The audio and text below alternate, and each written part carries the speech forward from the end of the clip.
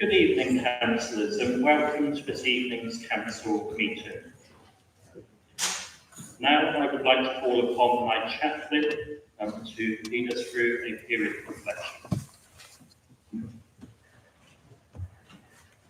Good evening, Lord Mayor and members of the public council, ladies and gentlemen. It is my honor and I feel humbled to be chosen as the Lord Mayor captain this evening to the press. I represent the world's oldest faith in wisdom and I'm a preacher at the RDMA hospital where we got a shrine and we pray. Tonight's prayers I'm going to start in the traditional way by chanting Om and then one or two other prayers. Those who feel comfortable can join me in chanting or the listen. I begin.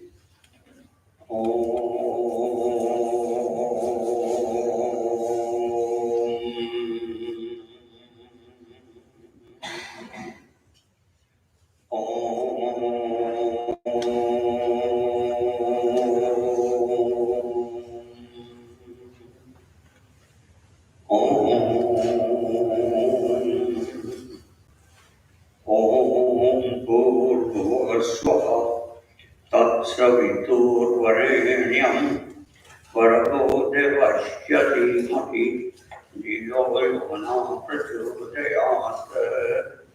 Oh, let the earth, the entire world, and the heaven be enlightened by the brilliant supreme light of your Son and inspire our intellect. Om Asto Maha Sadgamaya Tamso Maha Jyotirgamaya Nityamam Amritam Gamaya.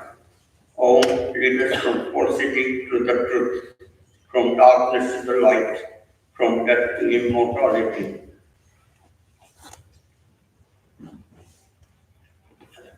Lord of humanity, Lord Shiva, Lord of humanity dwelling in our hearts, help us reach thy true heart, the city of Exeter, watered by river X. Give us the receptiveness and give us the open heartedness. Give us thy humility. Give us the ability and willingness to identify ourselves with the citizens of Exeter. O God, who does help only when man feels utterly humble, grant that we may not be isolated from the people we would serve as servants and friends. Let us embodiment of self-sacrifice, embodiment of godliness, humility, personified, that we may know our city better and love it more to serve. Om Shanti.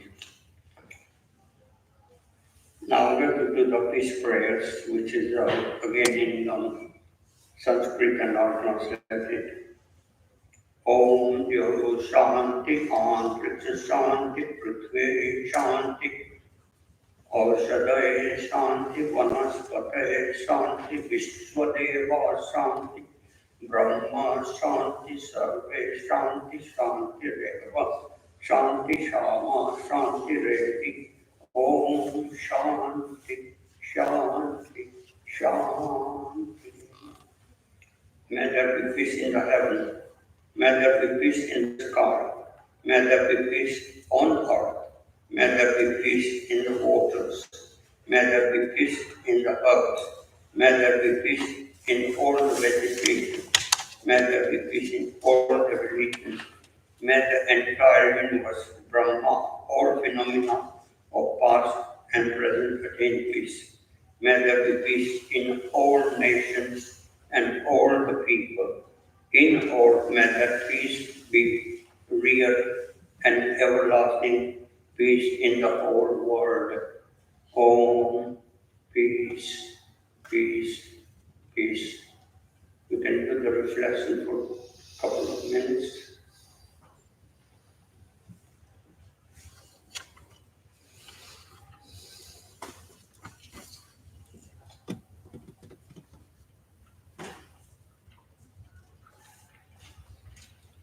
Shanti. Thank you, Lord Mayor.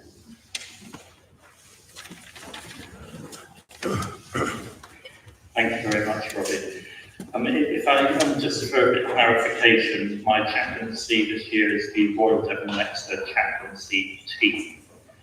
So therefore, each council meeting, we have an individual from a different faith coming along to the council meeting, which I believe is the right way to do things, as we are a multicultural, exclusive, diverse society. So thank you very, very much, and we will now move on to the meeting.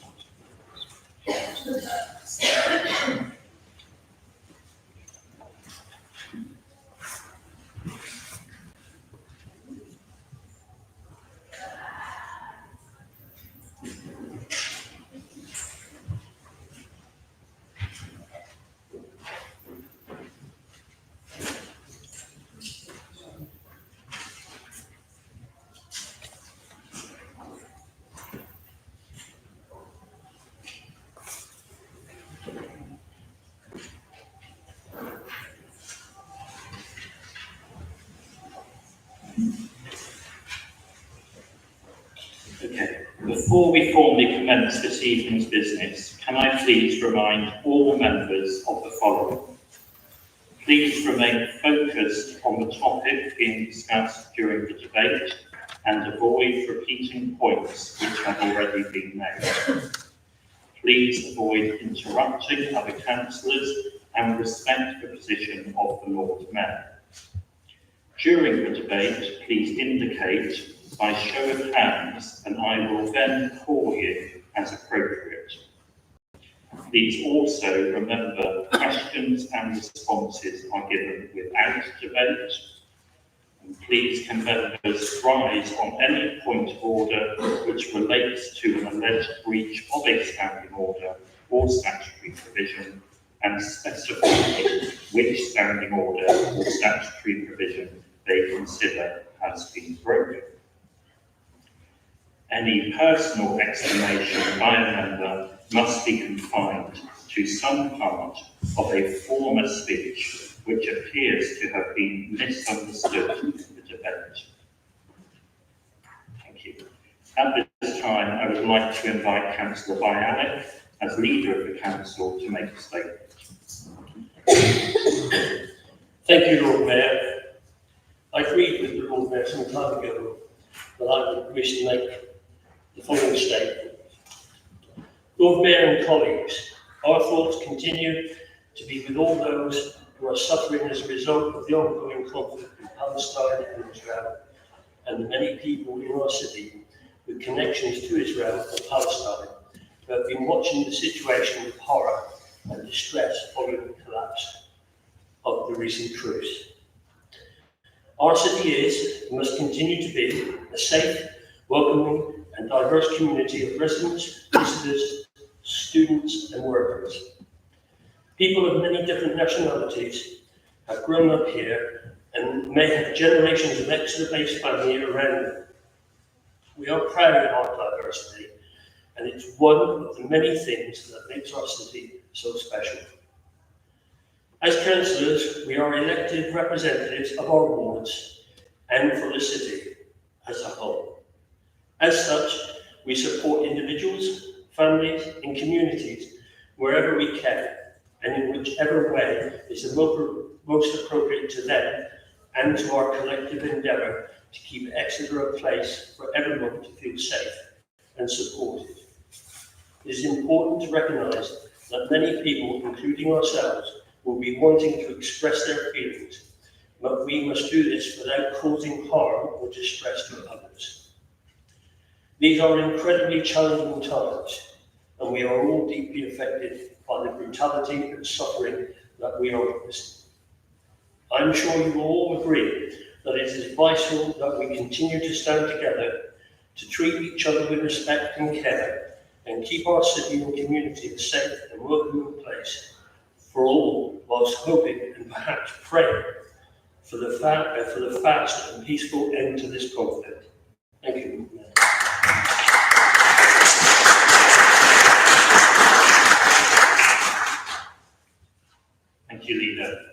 We'll now move on to the agenda. So the first item on the agenda relates to the minutes of the meeting of the ordinary council meeting held on the 17th of October 2023. May I ask if someone is prepared to move the minutes of the ordinary meeting held on the 17th of October 2023 as the correct record of proceedings? I move, Lord Mayor. Seconded, Lord Mayor. Thank you. All those in favour? That's unanimous, Lord Mayor.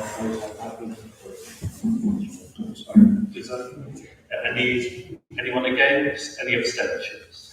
One abstention. Thank you. That is carried. Thank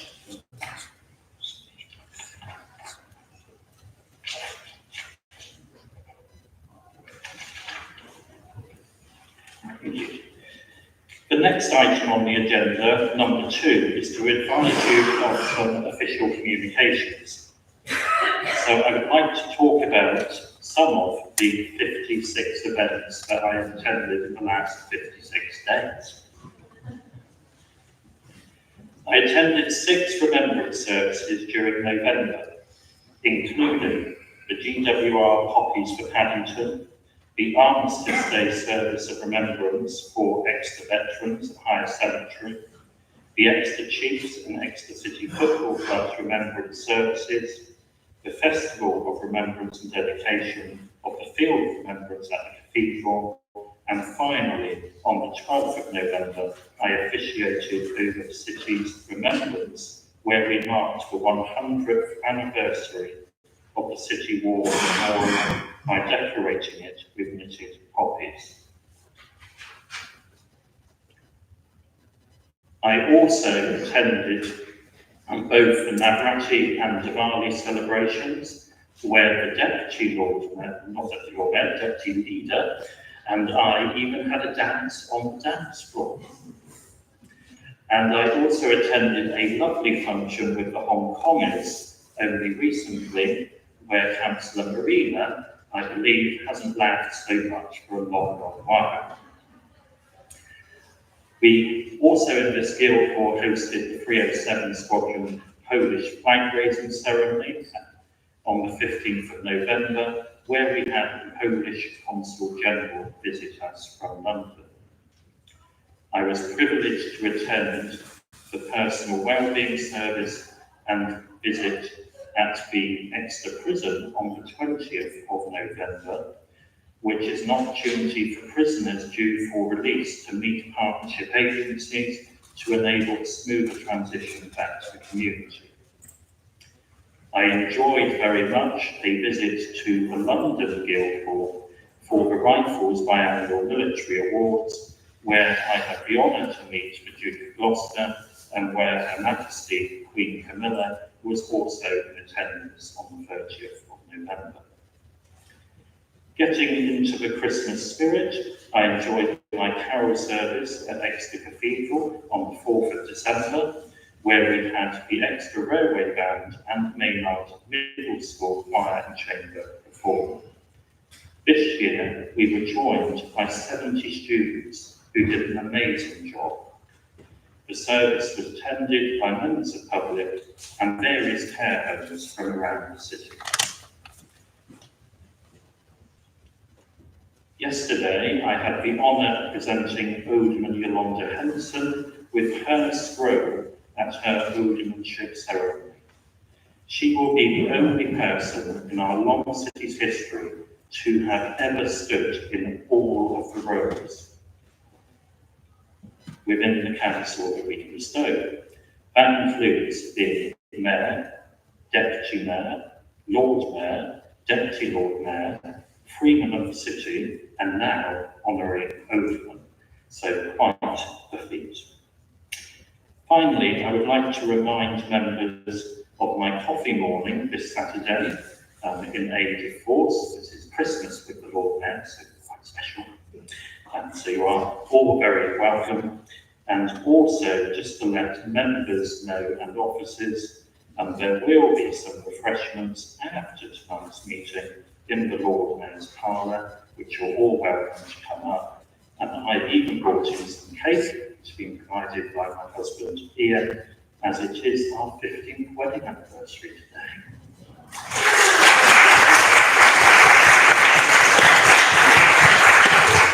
So you will all be very welcome. So that's my official notifications. So we'll now move on to agenda item 3, which offers members of the public an opportunity to ask questions. I can confirm that 3 public questions have been received.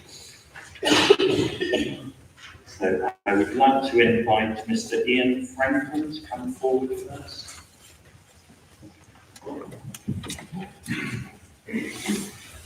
Lord Mayor, Leader of the Council, Councillors and County Officials, season's greetings.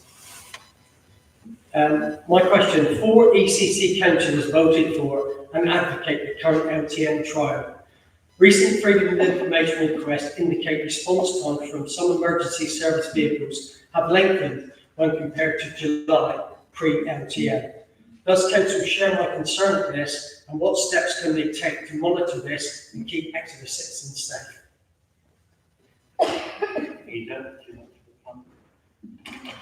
Thank you. And season's greetings to you as well, Ian. The members of the Exeter HATOC made their decision to support the LTN pilot schemes based on best available information supplied to them. And I would add that none of the members of that committee, as it should not be whipped by their political parties to vote in any particular way. So it is they've done it. ECC is neither the highway authority nor the transport authority, and therefore does not have any statutory powers or remit over these matters. However, should we become aware of issues concerning the LTN schemes, we will of course report them to the County Council together with other consultations.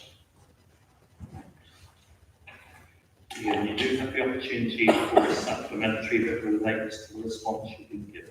Thank you, Lord Mayor. There have now been 11 recorded occasions of emergency service vehicles blocked and therefore rerouted at those blocks. If, God forbid, there is a critical incident or even fatality as a result, does Council believe some in this room will share responsibility? Yeah.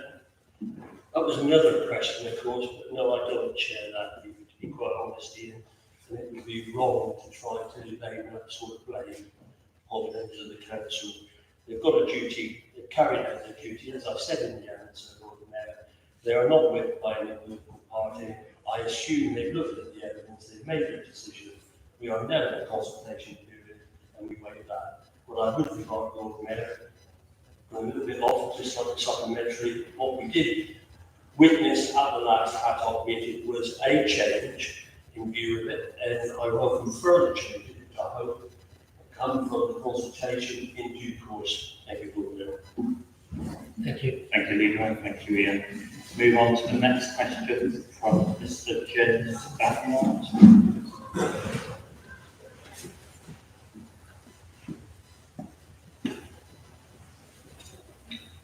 Lord Mayor, it's great to see the gradual rollout of food waste from residents' homes, but there are still parts of Exeter where this is not happening. When will everyone in the city have the opportunity to leave their food waste outside their door and have it collected by the council? I'd like the portfolio holder, Councillor Ruth Williams, to answer. Lord Mayor, thank you. Thank you for giving me the opportunity to update the public on this very important part of our food collection. The food waste rollout for the city has now reached maximum capacity under the term of our Environmental Agency operating licence down at Exeter Road, Backroad. To enable further expansion, which is what we're planning to do, they require dedicated food waste bays and several environmental enhancements, including dedicated food waste bays with sealed surface drainage and enhanced fire suppression system. The funding for these works has been approved. Estimates and designs progress, and the works will shortly be tendered. Once construction is complete and the operating permit devised, we will be able to continue our food waste rollout to the remainder of the city, and we expect this to take at least 18 months. Thank you. James, do you have a supplementary based on that response? I do. Could there, what temporary measures could be put in place before that 18-month period of time to bring forward universal food waste collection?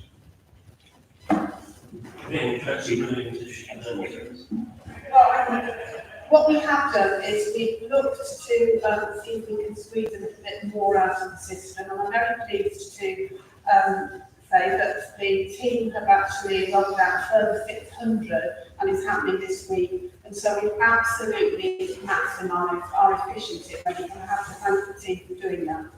At the moment, there are no plans to go to anything else other than to stick to what we're doing and make sure that that happens in the shortest possible time frame. But if we can do it quicker, we will, because we all want it to happen.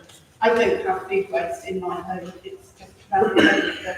So, I feel the pain that those people who are not currently on the scheme, so we're doing everything we can. Okay. Thank you. Thank you, Councillor Williams. Thank you, James. We did receive one further question from Mr. Clyde Hutchings, who couldn't make it this evening, so a response will be made outside of this meeting. Moving on, the next items of business on the agenda are the minutes of the various committees of the Council that have been held over the last couple of months.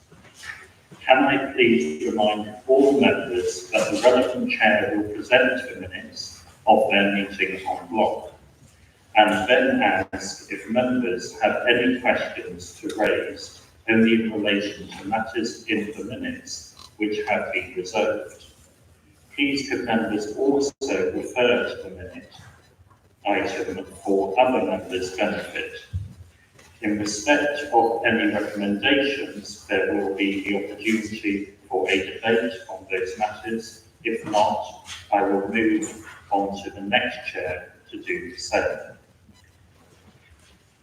So that brings us on to item number 4 on the agenda, which relates to the minutes of the Planning Committee held on the 13th of November. Councillor Knott, I invite you to present your minutes. Thank you, Lord Mayor. I now wish to present the minutes of the Planning Committee, which was held on Monday the 13th of November 2023. I invite any questions from members. No questions, I can see. In that case, Lord Mayor, I'd like to move. Thank you, Councillor.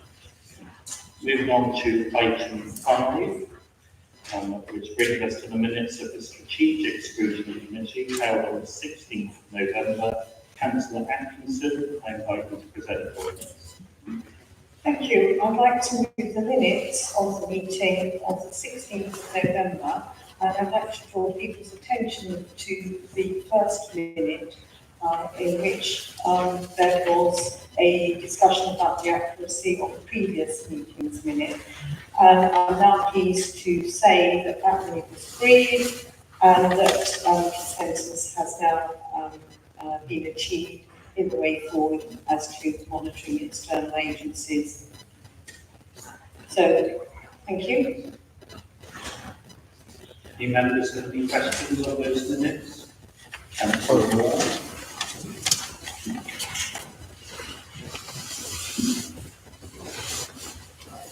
Thank you very much, Lord Mayor. At that meeting, I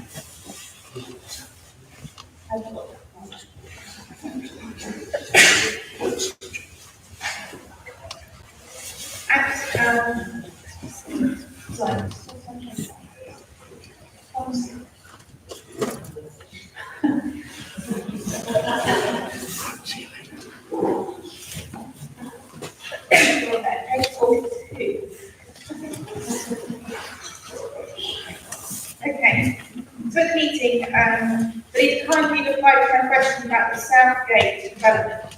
So that members will be contacted about this emergent proposal. And we have received no contact as yet, so I'd like to know when you expect board members to be involved, because we would push to be involved at an early stage. Would you like to reply? Yes, thank you, Lord Mayor. I will find out when that is emerging and when it is appropriate to talk to the board members, and I'll talk to the director of planning about that in due course. Thank you. Thank you, Leila. Any further questions on those minutes? Okay. We will accept those minutes. Councillor Atkinson, you raise your hand. Oh, no, I'm going to accept the Wonderful.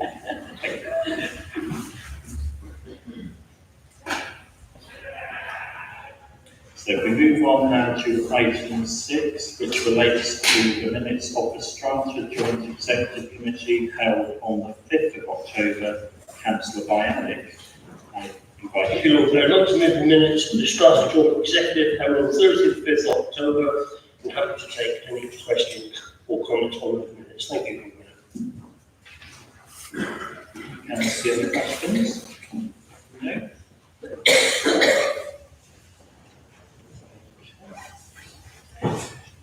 And so we now move on to the Executive Committee minutes. So can I call on Councillor Bialik as Chair of the Executive Committee to introduce the minutes of 2 executive meetings. He will present the minutes one by one. Please note, members may ask questions on the zoning matters only. For recommendations, members may debate the item, which will be followed by a vote on the recommendations. The first executive meeting is item 7, which relates to the executive on the 7th of November. Councillor Bialik, I hand over to you. Thank you, Lord Mayor.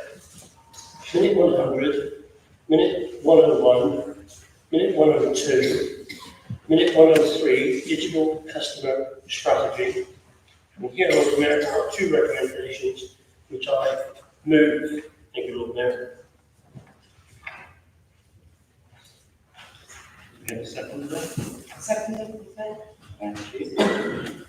Anyone like to debate this matter? No, so we'll move straight to the vote. All those in favour of the recommendation, please show.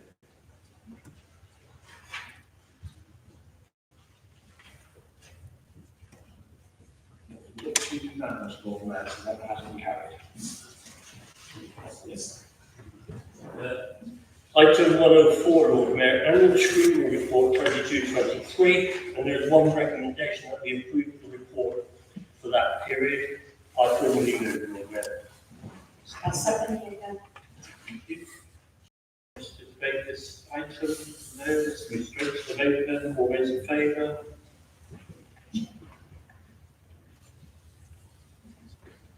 That's again, it's unanimous, Lord Mayor, so it has been carried. Thank you. Okay, Lord Mayor, and minute 105, amendments to the scheme of delegation and minor updates to the Constitution. There's 1 recommendation, Lord Mayor, that we approve the changes. I would like to move. I'll second it. Thank you. Councillor Moore. Thank you very much, Lord Mayor. I have a question about this, and the paper presents minor amendments to the Constitution.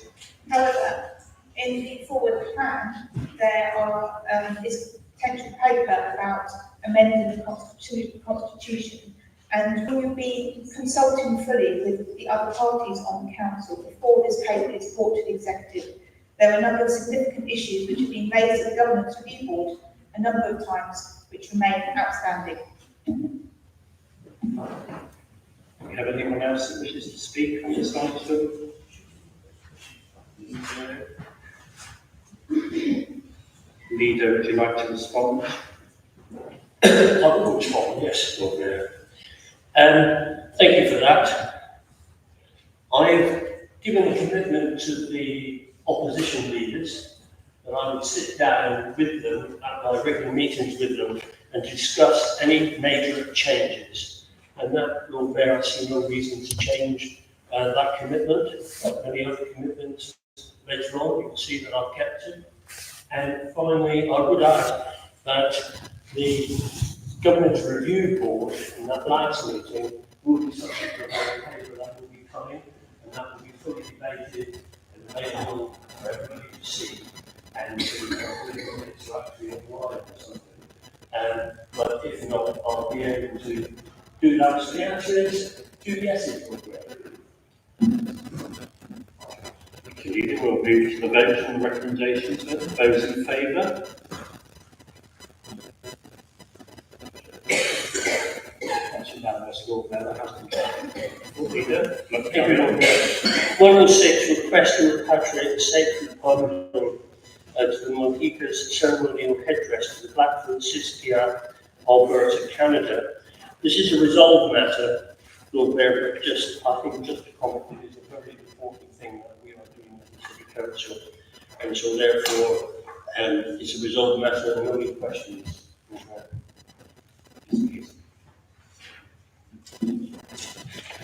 Thank you, Lord Mayor. We welcome the transfer of the headdress back to Blackfoot Tribal Council of the Siskiyou Nation. Morally and ethically, this is the right thing to do, and we thank the staff for their thorough work on this. My question is, do we know how long this process will take to complete? Thank you. Thank you, Councillor Rees. Leader. Not at this moment in time, I will get that answer.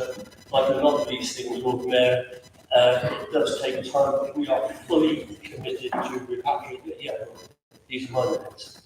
Okay, and we are committed to review over a date, and this definitely there is also a portfolio that can add to that. Thank you, Leader. Sorry for the gestures behind your back. Because I'll say, I know. The answer to that question is in the spring. We are expecting the delegation to come in April, possibly May, but it won't be too long. That's all. Thank you. Those are the minutes, Lord Mayor. Wonderful. Shall we move on to the executive minutes on the 28th of November? Thank you, Lord Mayor. 28th of November, minute 107, 108, 109. Got a few questions.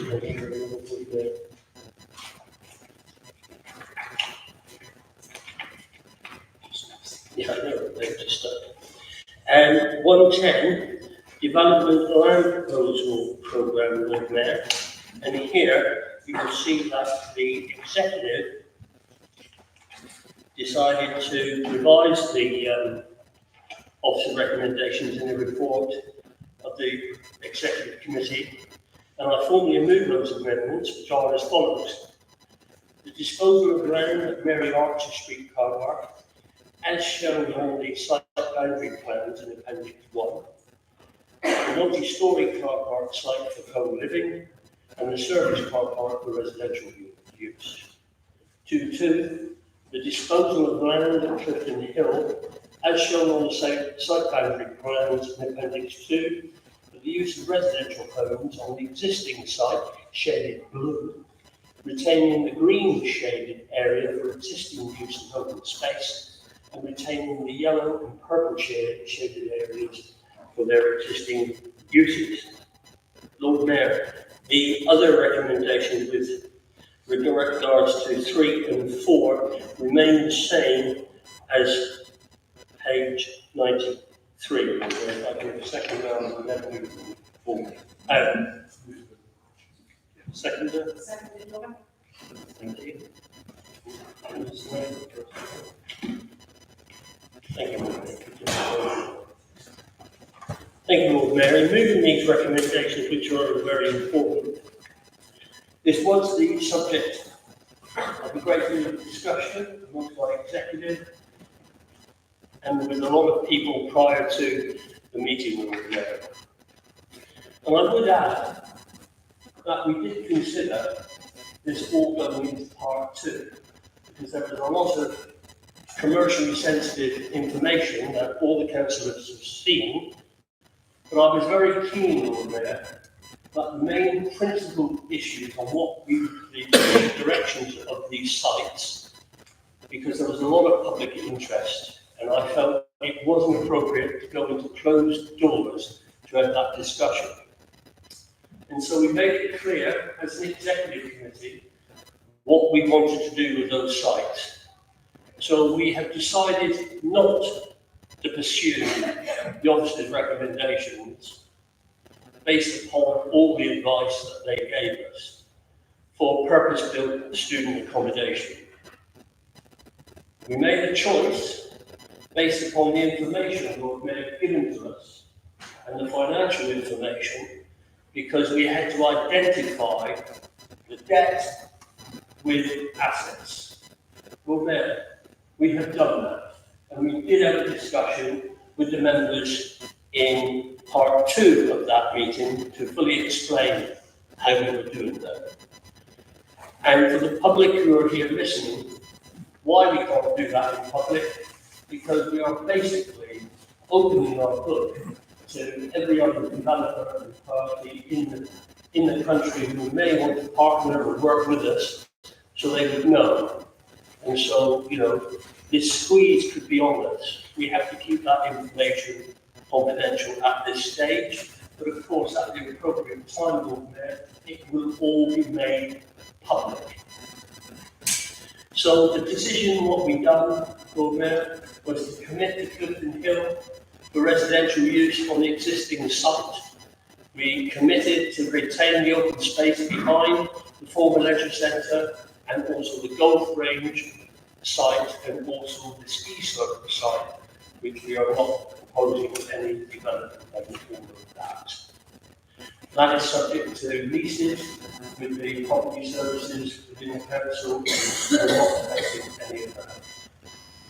When it comes to Mary Archers, Lord Mayor, we've had a paper here already about the future of Mary Archers, and we made a decision to dispose of it. What this does, it gives a clear direction of travel to the directors. Again, we are not going for purpose-built student accommodation. We've made that commitment as a ruling group in the City Council.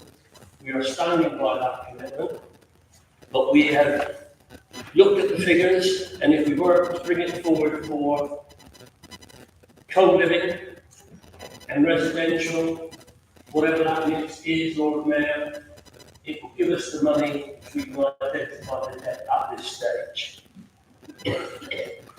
So, despite a lot of reports about that prior and since, what does that mean? It means we are saying to the directors, you now have a clear direction of travel from the executive and myself on what we would like to see. They will come back in due course with a full report, a full analysis on how that will be financed. And there are changes. We had a part 2 report, and there are a number of changes that we may or may not make later on with regard to seal monies, and that will impact upon any decisions that our officers will have with developers and building partners. When they've done all that, Lord Mayor, they will come back to me and the executive to actually say, it looks like this, it looks like that, you can do this and you can do that. And providing it is not purpose-built to student accommodation, Lord Mayor, I won't have too much difficulty with it. But we have to repay that debt, Lord Mayor. We need to do that. That's exactly what ECL would have done in developing these sites. They would have repaid their debt. So we're waiting for the officers to bring their consideration back. We've got total confidence in them doing that work for us. I believe they will. And whereas 2.3 makes it clear that the delegated power comes to, responsibility comes to myself, the city surveyor, myself, and the director, I have given one public announcement statement, and I'm doing it here again, that we will be bringing it back to the executive, and if we require a full council meeting to be called within 5 days' notice, according to the Constitution, if we have to do anything, we will do that. So in other words, Lord Mayor, all the councillors in this room will have full opportunity to look at that, scrutinise that, discuss it, and we will make that decision jointly and collectively. Lord Mayor, I hope that gives all the assurances. This is what I call coming into that party games time now at Christmas. The 6 we need to throw to go past go. This is the 6 that we're throwing, the safety officers. That is the direction of travel. Please get on with it. Please come back to us. We know what we do. We know what we don't want on these sites. Please bring it back to us. So, Lord Mayor, I do hope that these recommendations, as amended, will pass unanimously through this council, because clearly it is the right thing to do for the council, and it is the right thing to do to stand by commitments and to stand by the residents in Clifton Hill. Thank you, Lord Mayor. Thank you, Leader. Councillor Moore? Thank you, Lord Mayor. I wish to move an amendment to the recommendation. Recommendation with regards to the land use of very much. Shall I read it out? Yes, please. Thank you. That change, the recommendation should be the disposal of land at Mary Archer Street car park as shown on the Sarit boundary plans, Appendix 1, the multi-storey car park site for mixed development and the surface car park for residential use.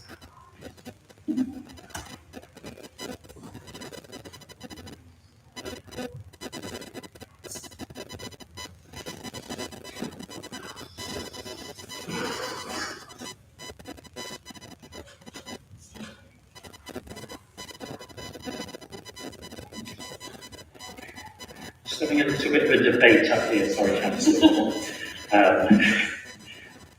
Because obviously an amendment's been put forward to the original recommendation. What I've been guided to do is that we need to debate the amendment that's been put forward first, agree that, or disagree, go to vote for it, either way, and then we move on to any further amendments, because we can only debate one amendment at a time. So at the moment, we're obviously debating the amendment that's been put forward by the leader. So does anyone wish to speak to the amendment that's been put forward?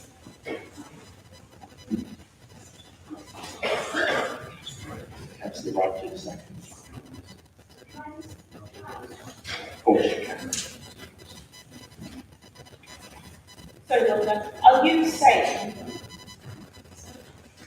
so can I just have, are you saying, and maybe Councillor Violet can confirm, that the recommendations that we by represented have now been further amended this evening? No.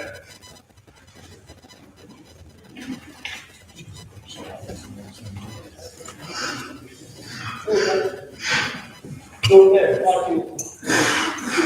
I help, Lord Mayor? My fear is, and I'm happy with you taking my amendment, by the way, or the executive amendment. But if that amendment is voted in, I can't see how any further amendments can come about. I haven't got Lord Citrine with me here tonight. That amendment de facto killed the opposition's amendments. You may want to take those amendments, vote on those amendments, and then come back to substantive amendments. Thank you, Leader. That was my original belief as well. And I'm just going to get further clarity.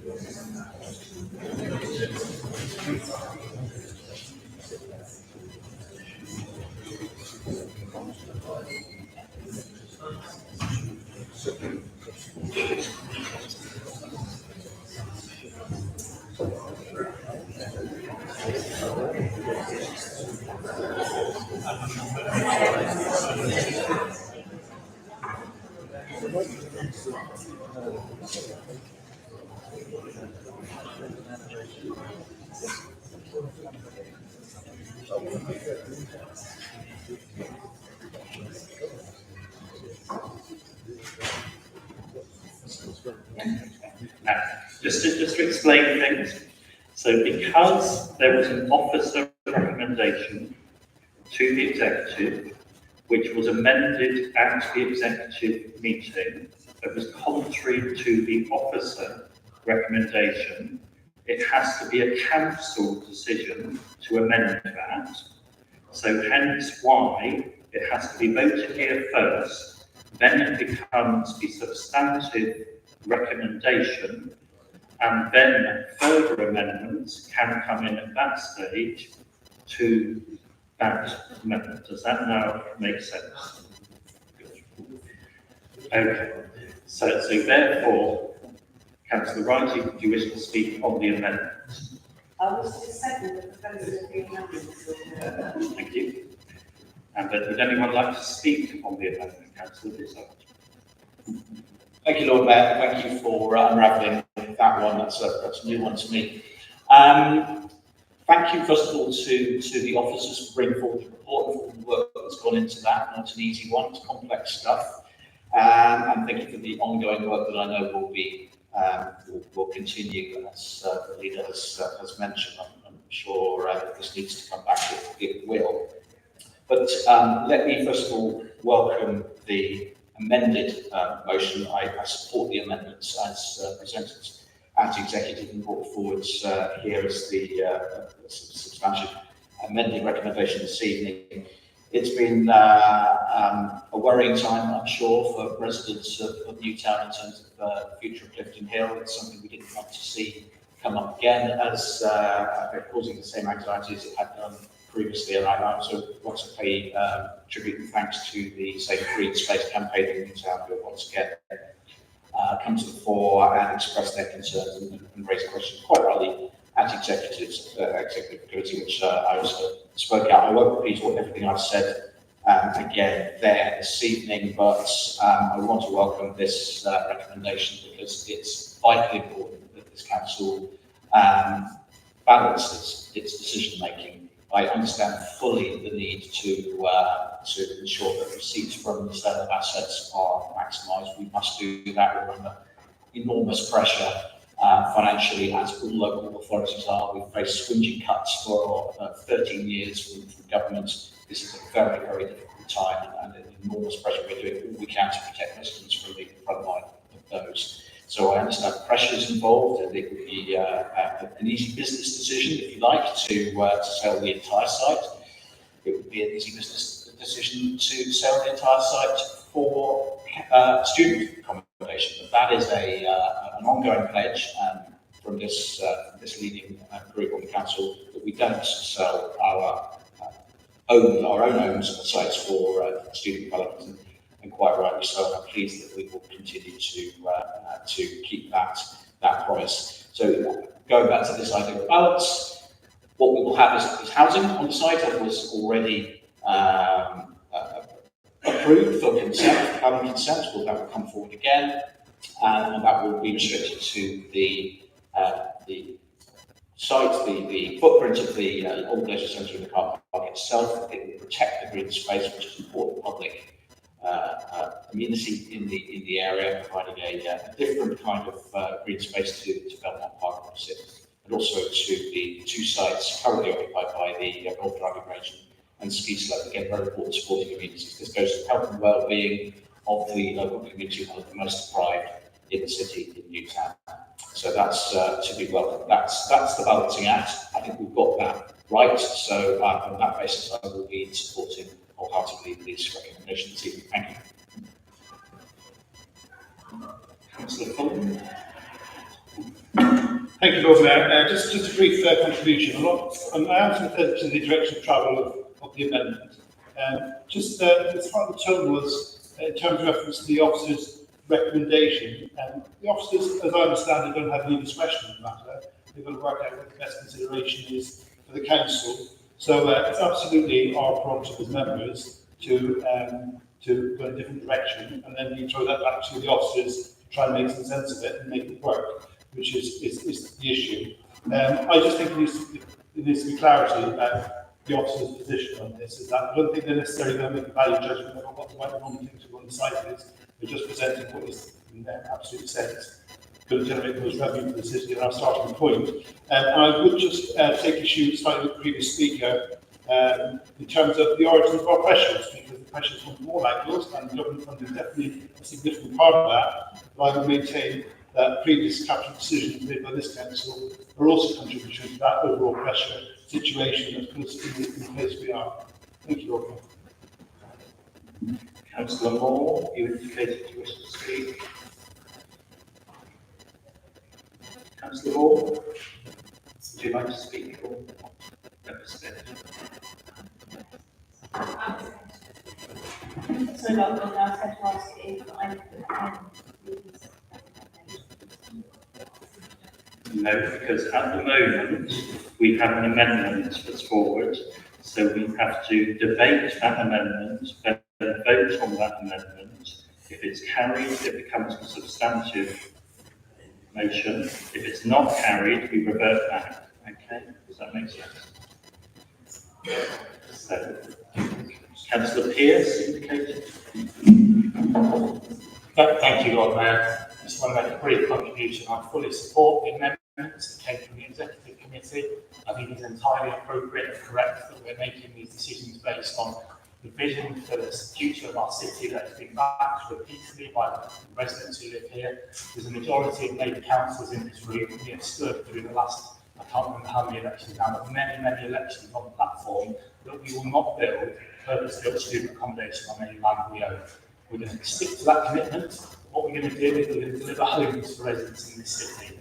We've got a national housing crisis that is really hyper-focused here in the city because of decisions that were taken in other places, in other parts of the country, meant that we've had 25,000 additional students rock up in the city over the last decade, make fantastic contributions that they absolutely do. Wealth generation through the university is great, but we must acknowledge the balance.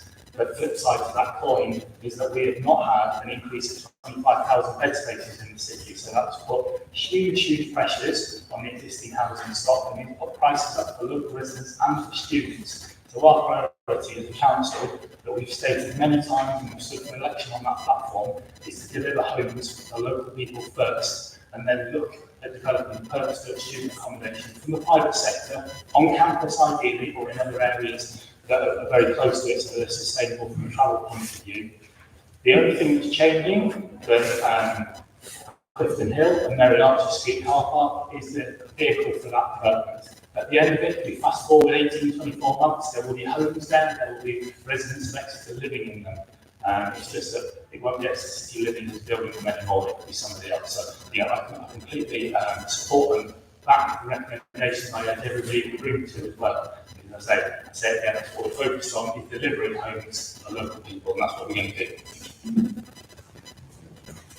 Just check with Councillor Wood indicated. Thank you, Lord Mayor. Councillor Pearce has said exactly what I would do. Lovely. Councillor Atkinson. Yes, I just need some advice to amend to declare an interest in relation to this item, and so I'm not directly affected by the Clifton Hill. I do live roughly a street away, 200 yards or so from it, so I just need some officer's advice on the amendment, voting on the amendment to Clifton Hill.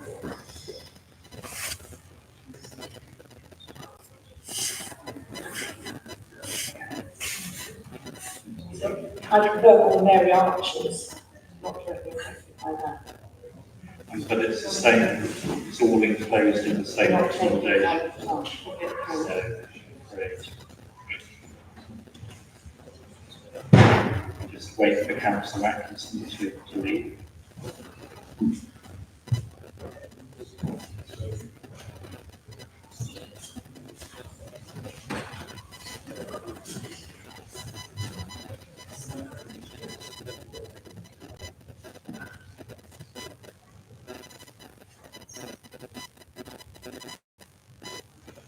Councillor Moore, you indicated this time.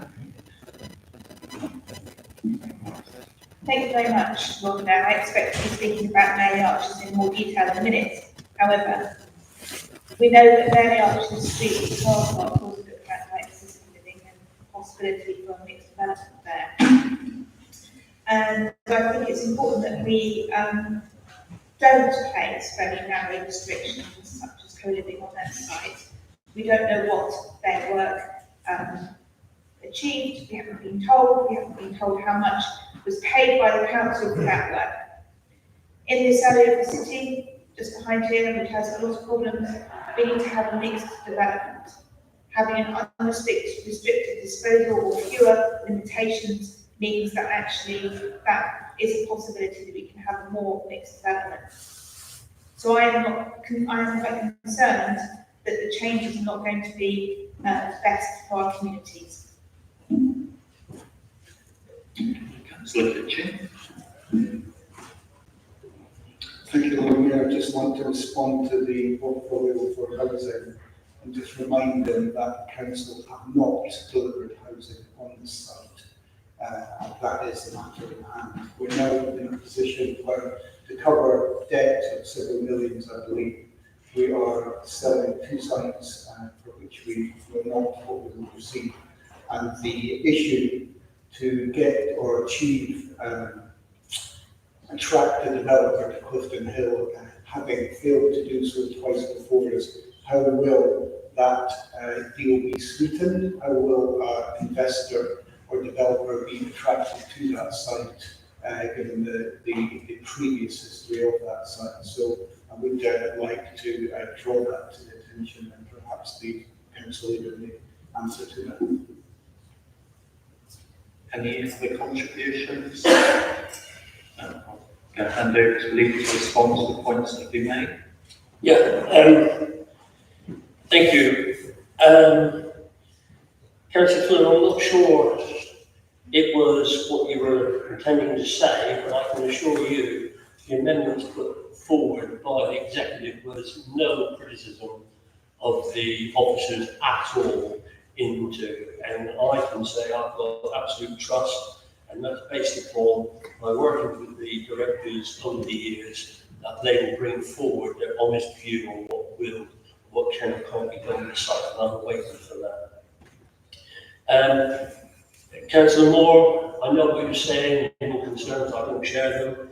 I really don't share them at all, and we'll wait and see. And Councillor Kitchen, I think a lot of the financial considerations we need to be careful, we don't want to go into the part 2, are contained in the part 2 report which you have access to.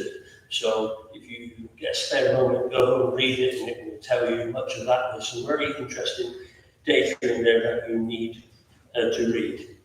As to why that site didn't get away, well, of course, that was why we had to make that decision at a recent council meeting.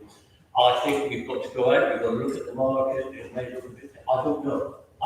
So I'm going to stop speculating on what it may or may not like, and wait for the officers to come back. And my advice to you, I should wait, if I were you, until that comes forward. You will have the opportunity to see it all and obviously debate it and talk about it. That's a commitment I've given. So, Lord Mayor, I hope the council approves this amendment unanimously. Thank you, Lord Mayor. Thank you, Leader. So we'll now move to the vote on the executive recommendation to council. So the amendment that we're discussing at the moment. So all those in favour, please raise their hands. When to in favour of that? All those against? 1 against, Lord Mayor. And abstentions?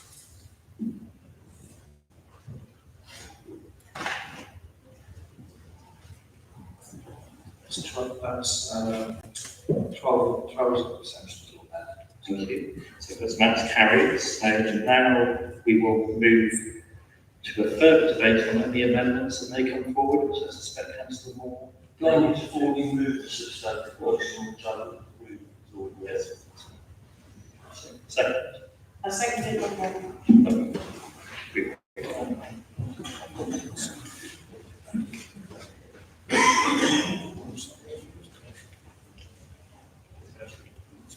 Thank you, Lord Mayor. So I wish to move my amendment to the Just Parks recommendation that the disposal of land at Mary Archer Street car park is shown in the site boundary plans in Appendix 1, multi-storey car park site for mixed development, and service car park for residential use.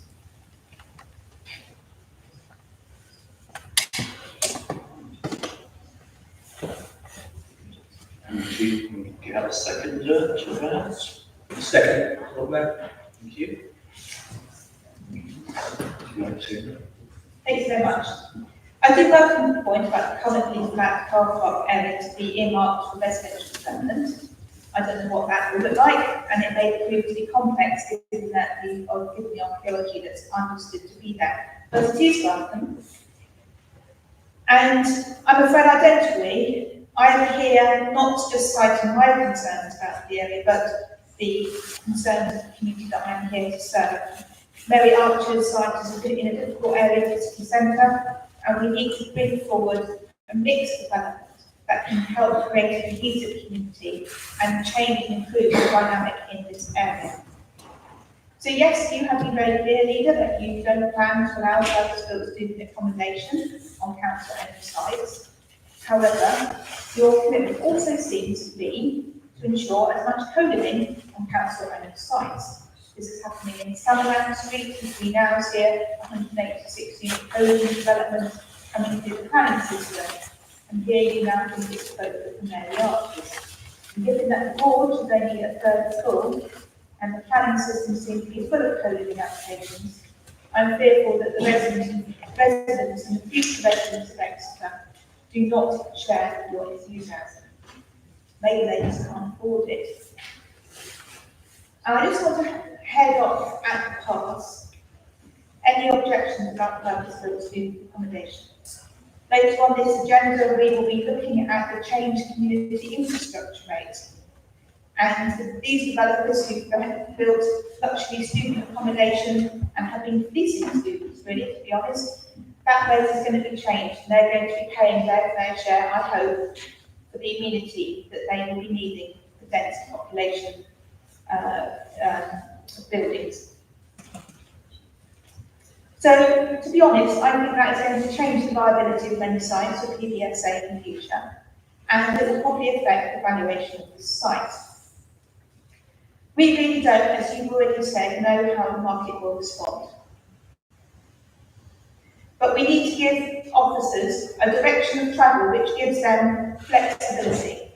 And I believe that having a mixed site will give them more flexibility to do what they need to do for this council. So this amendment to have co-living restrictions removed will help. It will help the community have some input and hope for a mixed development because they want to create a livable neighbourhood. It will help the council, giving more options to look at what disposal might look like.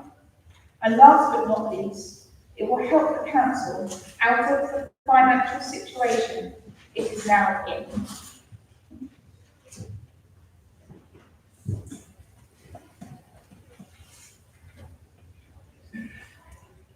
Thank you, Councillor Moore.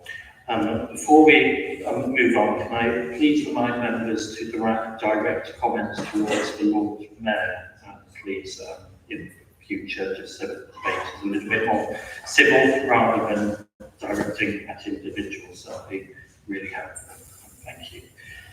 So, are there any other comments on the side? Yes, please. Councillor Scarlett. Thank you, Lord Mayor. I'd just like to say that I actually agree with Councillor Pearce's comments from the previous amendments, and that we do need homes for our communities. One thing I don't agree with, however, is that co-living will produce those homes. The word home conjures up the idea that it's somewhere that you can make your own, somewhere that you can actually live long term. And unfortunately, co-living, as it is talked about a lot, is actually for short-term living. They're not large spaces, they're not places that you can raise a family. Point of order, please, Lord Mayor. Yes, Councillor. Lord Mayor, can I ask, is it appropriate for members to be recording and live streaming when we already have our own live stream here? That is a point that I was just going to get clarification on, so I was asking the same point. I'd like to just pause a second and I'll get official clarification.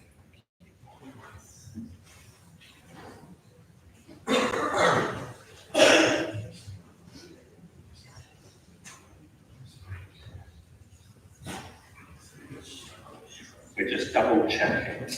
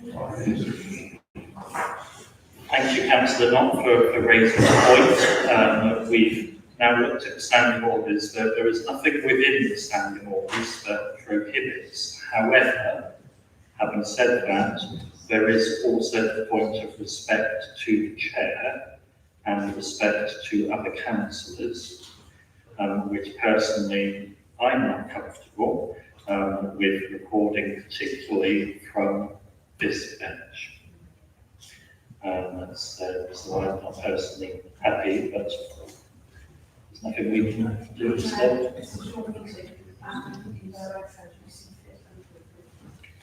Thank you for that clarification. So therefore, I would prefer people not to please video or take photographs during debate of fellow councillors, because I believe it is disrespectful. Thank you for that ruling, Lord Mayor. Thank you. So would you like to continue, Councillor Strong? I mean, I was very close to the end before I was going to say it all honestly. However, I will just reiterate my final point, so thank you for that opportunity. That co-living is not going to provide homes for people of Exeter. It is perhaps a solution. However, if we're looking to build homes, then these short-term living arrangements will not do that. And so I will be supporting this amendment to the amendments. Thank you. Any further contributions to this amendment? Just leader. Well, Lord Mayor, this happened at the executive, and I let it go for a while. How a decision what we intend to do, the direction of travel for Clifton Hill and Mary Archer Street car park and the surface car park could be turned into a debate on the merits of co-living. I am a little bit appalled at that. And you know what? To put my judgment on what I think about co-living as to what my values may be about that is a little bit very middle classy, if I have to say. I will say. Because I'm assuming the officers will take on board the direction of travel, and I'd be very disappointed if they came back with a painted line down the middle between the surface car park and Mary Archer's multi-storey car park and say, we will not have one residential beyond that and one co-living beyond that. Very disappointing, very disappointing. I would anticipate that they will come back and say, this is what it's going to look like on these principles. This is what we can bring forward. And what I will say, and many of us did, the infamous trip to Bristol, the jolly councillor's day out to Bristol that we had, which was very informative, actually. And what I did observe there in this instance was that when a developer comes to town to sell their wares, it is not speculative. It will not be speculative. as to whether or not, oh, well, I'll tell you what, let's just build co-living there and see whether or not people will come. I am sure if they're going to invest money in anything, they will have a lot of research and detail, and this is what they will discuss with the officers to bring back. It was a question I asked of those developers, and it is relevant to this law. What work did you do? What research did you do? And they decided, and they've done a lot of research, and that's what will happen on these sites.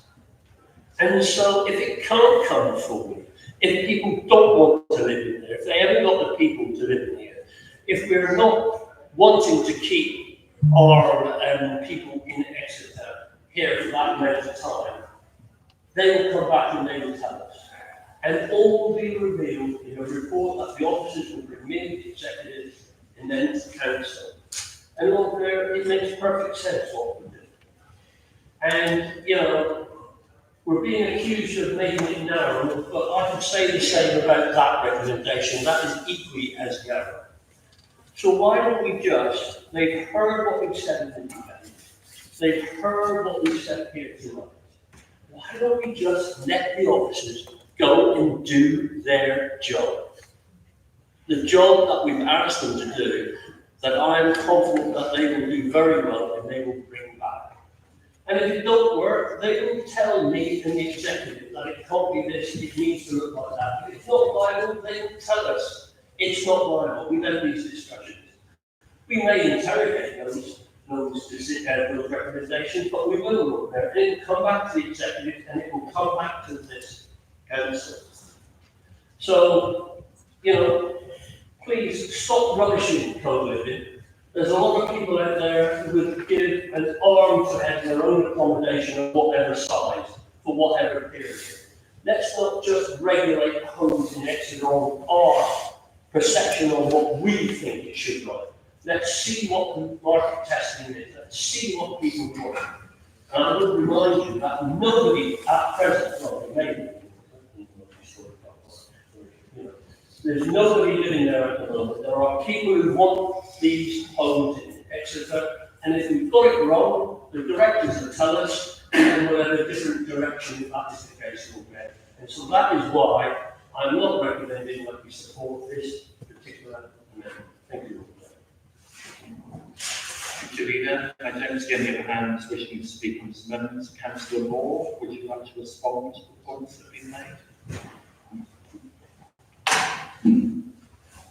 Well, then, I must say that I'm very disappointed that the leader is suggesting this is very democratic. As somebody who was born and grew up in a council house, I take great exception to that.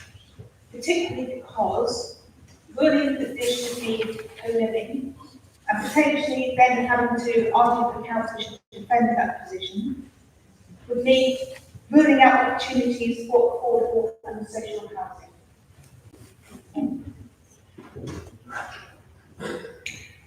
Thank you. So we'll now move to the vote on the amendment. So all those in favour of the amendment, please show.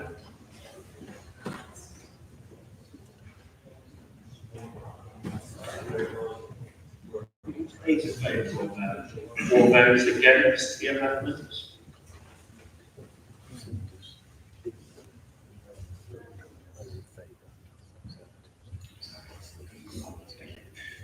That is 23 against all that. Thank you, so that has fallen. So we move back to the substantive motion as amended previously. Councillor Mitchell. Just further amendment, or rather an addition, of which already the wording has already been approved. It's just an additional line added to it. The report is brought back to the executive and council within 8 months of setting out proposed disposal options. That's all, one sentence. So we'll open the debate on that amendment, Leader. If it helps speed things along, I think we want to support that amendment for one good reason. We ain't got time to wait 8 months. I want this back as soon as the officers can bring it back to me. That's what they can do. then we're coming back to the executive as soon as possible, and to receive council as soon as possible. You know, undertaking if you need to have a special council meeting, we'll do that. There is no need for any of this whatsoever. So my group will be voting against it. I mean, yes, Councillor Marshall, is it point of? Well, as I said, there's understanding of this is not only part of the officer's report, this is after the council made the determination to dispose of one or other of the sites. Our concern is that at the present property market, none of us know how quickly or how slowly this process will take to dispose of one or either of them. All we wish to add in that agreement, adding to your motion, is that a report after a period of 8 months comes back. Clearly, the matter is solved, the matter is a result of that time. There's no need. If nothing has happened, or nothing appears to be proceeding, I think it's only right a report is brought back to council. At that stage, if you'd like to suggest another time scale, I'm more than happy to accept that. The report should come back if nothing further happens. Thank you.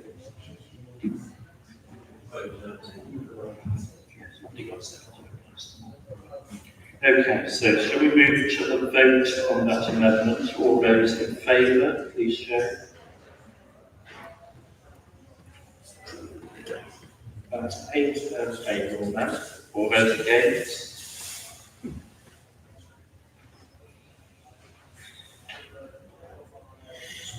Four against.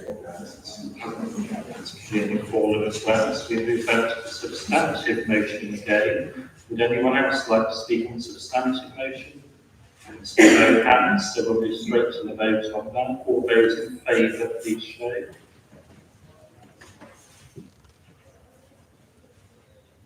Right, in favour of that.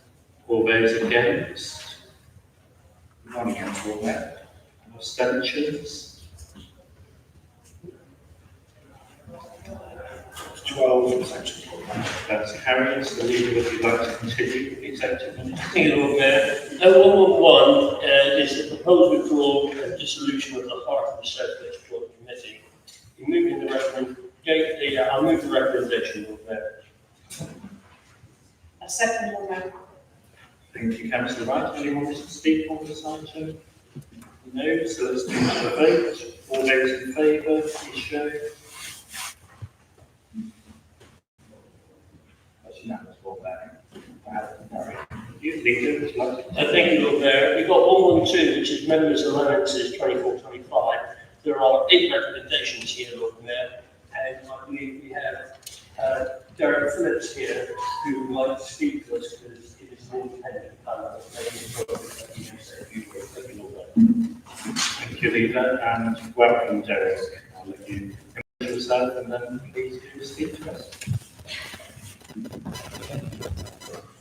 Thank you, Lord Mayor. I'll be brief, as usual. It's a long meeting so far.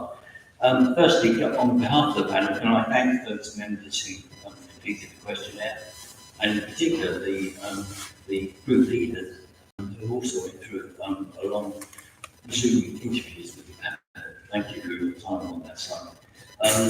This year, for many years, Exeter has followed the allowance, increases in the allowance based on the percentage weight of all the government officers. This year, it's not quite the same because the officers have had not a lump sum, but a single sum. So we are recommending to the council that they take an average, that would be meant to local government officers, which comes out at about 4% as the increase to the basic allowance. Apart from that, I would like to say that the panel also recommended an additional SRA for the scrutiny agenda chair.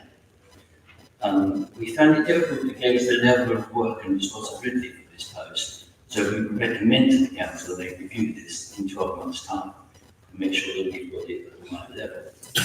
That also brings me on to something Mr. Cummins did discuss. We think it would be very useful if the council would consider producing role descriptions for all the SRAs.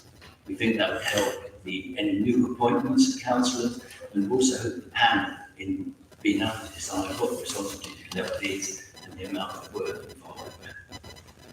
And then finally, if I could also say, the panel discussed the fact that the council have agreed to some of the SRAs in the opposition groups sharing the allowance, which we can understand on that side.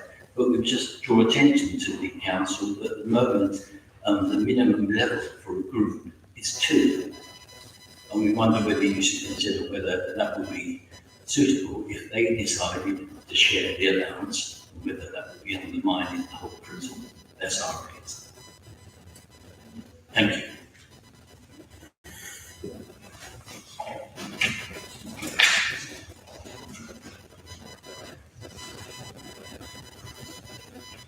Thank you, Derek. Anyone else wish to contribute?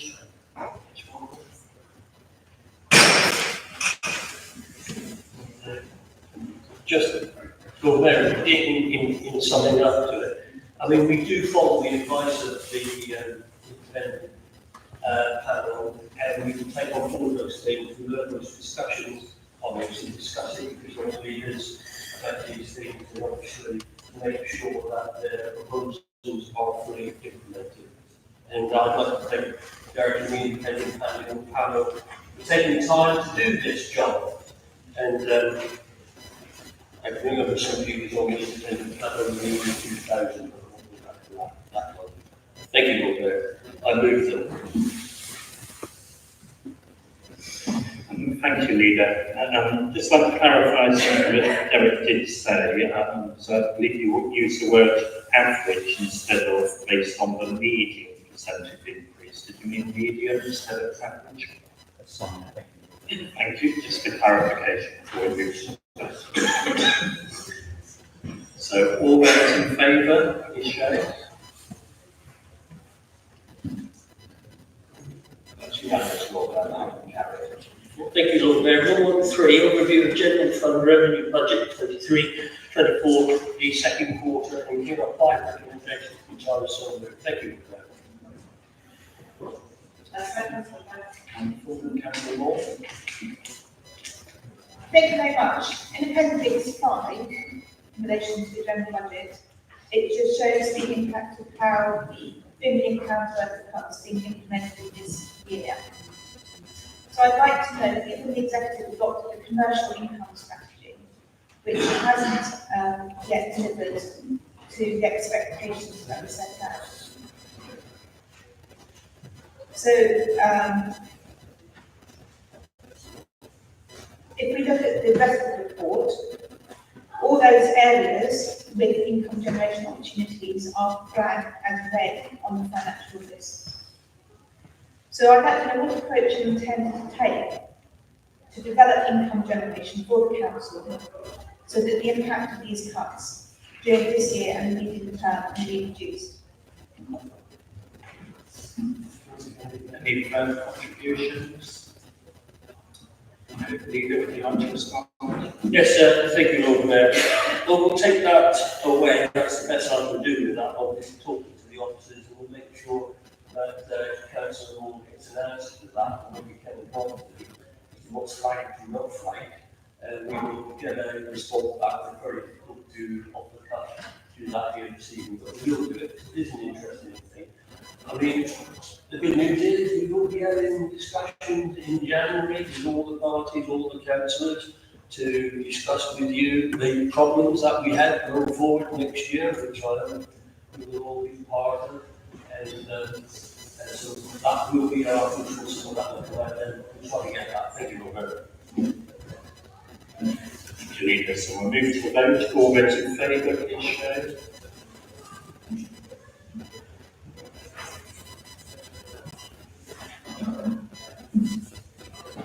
Five in favour. All those against? Any abstentions? 8 abstentions. Lord Mayor, 114, the 23-24 General Fund Monitoring Statement, Quarter 2. Here there are 2 recommendations which I move. Thank you, Lord Mayor. I second that. Thank you, Councillor Wright. Councillor Moore. Thank you very much. The current capital programme this year is 42 million, and the report tells us that only £2 million, so 5% of this revised programme has been delivered. So I'd be interested to know what the portfolio holder able to do, Lord Mayor, to ensure that the delivery of this programme is going to happen during this financial year. Councillor Reeves, you also indicated.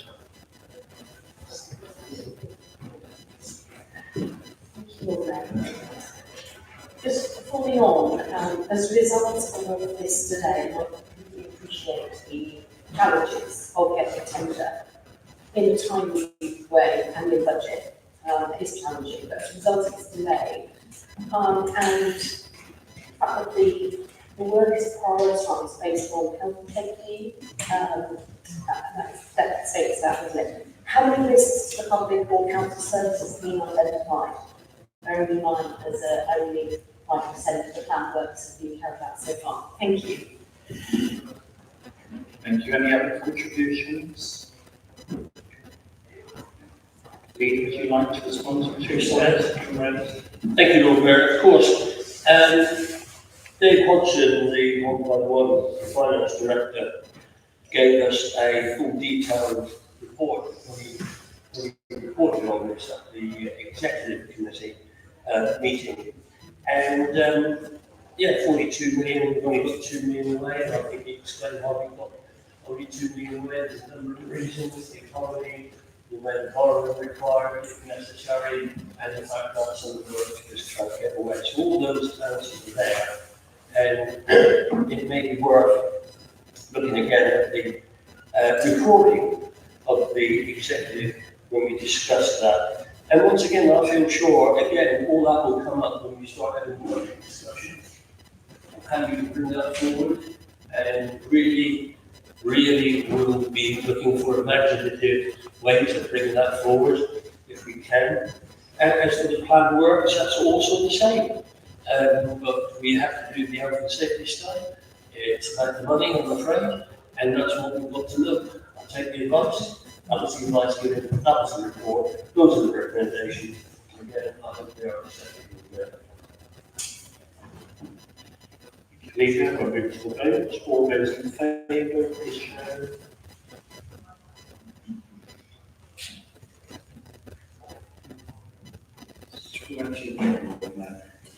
All those against? Well, can we put it in so five abstentions on that. 5 against. So then, any abstentions? 6 abstentions on that. Really clearly carried. Leader, please continue. 115, which is the HRA budget monitoring report, second quarter. There are 2 recommendations here, Lord Mayor, which are formally good. A second, Lord Mayor. Councillor Wright, any comments to speak to this item? No. Let's move to the vote. All those in favour, please show.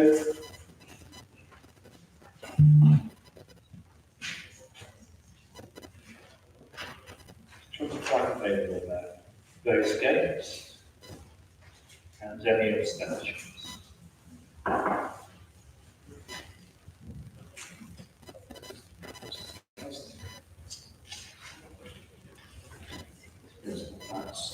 That's clear. Leader, Lord Mayor, 116, Treasury Management, half-year update and full recommendations are formally moved. Lord Mayor. A second, Lord Mayor. Any contributions? We will move to the vote. All those in favour, please show.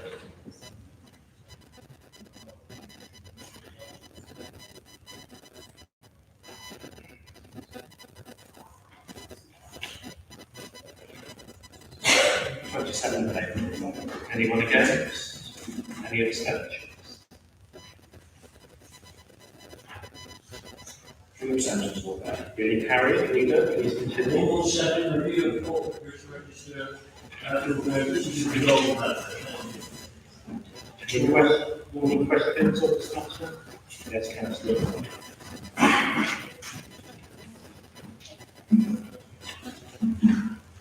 Thank you very much, Lord Mayor.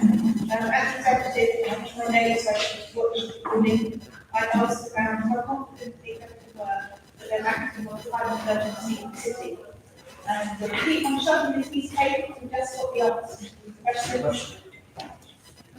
Here's my question. The answer to the question was, council making good strides in its ambition to achieve internal net zero and now expanding the limit to help lead the council towards the same goal, which is great. The costs of achieving net zero are huge just for our internal operations and well beyond the finances to the district council. Last announcement, You have a question.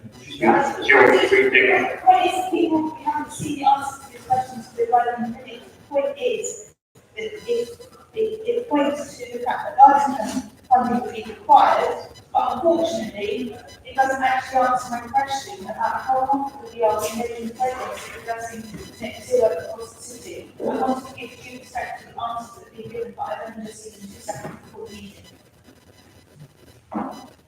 Understanding orders on a reserved item, you can ask a question. And we're going into a debate for a question. My question would be, what is it's the same question I was expecting, because I'm not having an answer basically, what is the confident when making progress on net zero within the city in order to mitigate the risk identified with this question? Lord Mayor, I'm confident that we're doing the best we can at this particular moment in time. And what I'm not going to be here and accept, it's easy for us. We have a debate, we can ask questions, we can make our contributions. But I'm not going to have officers criticised because they haven't had time to get the undue number of questions and the answers to everybody right away. There are a lot of questions that needed answers. And if you want proper answers to the questions, Lord Mayor, we have to wait. I put no time in it on the officers. They have to do the minutes, they have to do all the questions. They also, by the way, have to run the council on our behalf. And so I'm very respectful of what they do. When the minutes came out, those questions came out today, the officer concerned centralise them. First I said, well, that's not. Then I said, put them out, because we're going to get them out again. I think it is not the best way to ask the same question again when the answers are there. If there is something that somebody wishes to follow up and say, hey, we're over there, please email me, send them to me, and all the officers concerned, and we will try to get them. That is the end of my answer to the resolved matter, Lord Mayor. If I can continue. 118.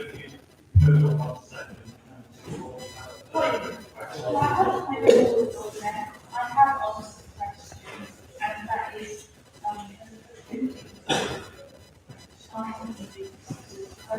with due respect to what you said, and that's what I'm saying. Lord Mayor, I'm getting an answer. I'm very confident that the officers are doing it. So the question has been put, the question has been answered, so leader, please continue. Minute 118, Lord Mayor, review of the Article 4 direction and houses and multiple occupants, supplementary planning document. Lord Mayor, there is 2 recommendations here for discussion and 1 resolved matter. Thank you, Lord Mayor. I so move. Councillors, Councillors. Yes, please. Thank you, Lord Mayor. I wish to speak in support of the report on the review of the Article 4 direction. I'm so pleased that we listened to the public on this and found money in the budget and the resources to carry out the review and analysis during a very busy period for our planners, with work yet and also going ahead. So, thank you very much. I wish to thank the portfolio holder, Councillor Walls, for helping facilitate this. Also, thanks also to Councillor Lights, who initially recognised the problem following discussion with Pennsylvania residents and got the ball rolling. Thanks too to all the residents and their neighbourhood groups in Pennsylvania who have spoken to Councillor Parkhouse and myself. I've commented in person at consultation outreach events and online. Over 300 residents who took part in the consultation. Over half of those residents were from the Pennsylvania group, which really and truly is, as Pennsylvania councillors, feel very proud. I'm sure the leader will agree that this is a massive step forward and shows that Labour is listening. contributions? Councillor Mitchell. Just a question really to the leader. Would he agree that it would be helpful when SPV document is published that it also includes setting out a definition for a balanced community, not included in the existing documentation? And secondly, it would be helpful, I think, to the public and to others if the method of using postal codes to work out a community is explained on within the documentation as well. They're both mentioned, and there's no indication criteria how they're being used. I think it would be helpful for the public and others if this appeared on the website when the document is published. Does he agree?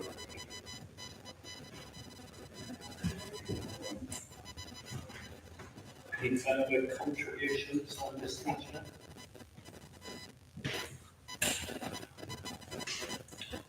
So, Leader.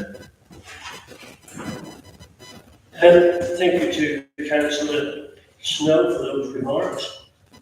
It was an undertaking to give that we gave to a number of residents that came and addressed this executive in given forward as we're in COVID, if you remember.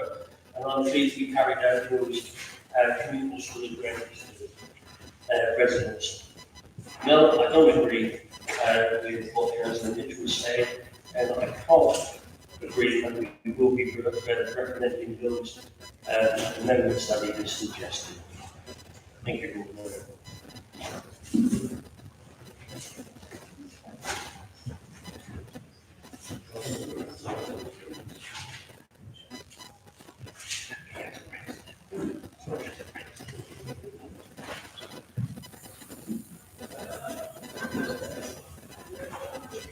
And so we have the debate, we've summed up.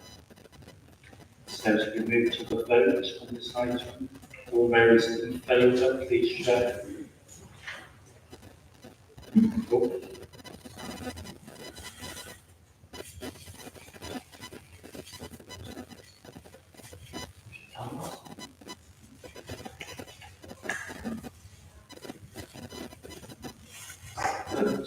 One favour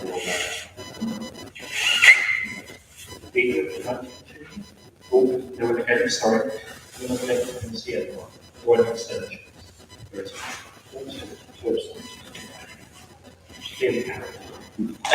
Item 120, Lord Mayor, little extra pacemaking charge over pre-application charges. This is a resolved matter, Lord Mayor. I think we made this 119. I'll let you come back to 119 after we've done 120. Just keeping up with the details. So that's 120 dealt with, Lord Mayor. I will come back to 119. Still review Exeter community infrastructure and levy charging schedule. There is a recommendation, Lord Mayor, that we've got. I've been fumbling through the papers. I don't know if it's been good enough yet for that. Some people need that. On this one. No, okay. So these are the recommendations, Lord Mayor. There's two recommendations here which I would like to make. I second them, Lord Mayor. Anyone wants to speak on this item? Councillor Johnson first. Thank you, Lord Mayor.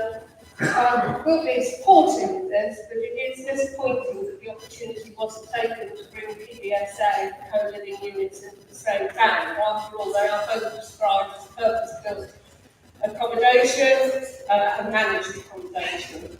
And I feel an opportunity is being lost by not doing so. So it is right that there are so many developers that want to build co-living, which has generated a lot more income in the city if they've been on the same band.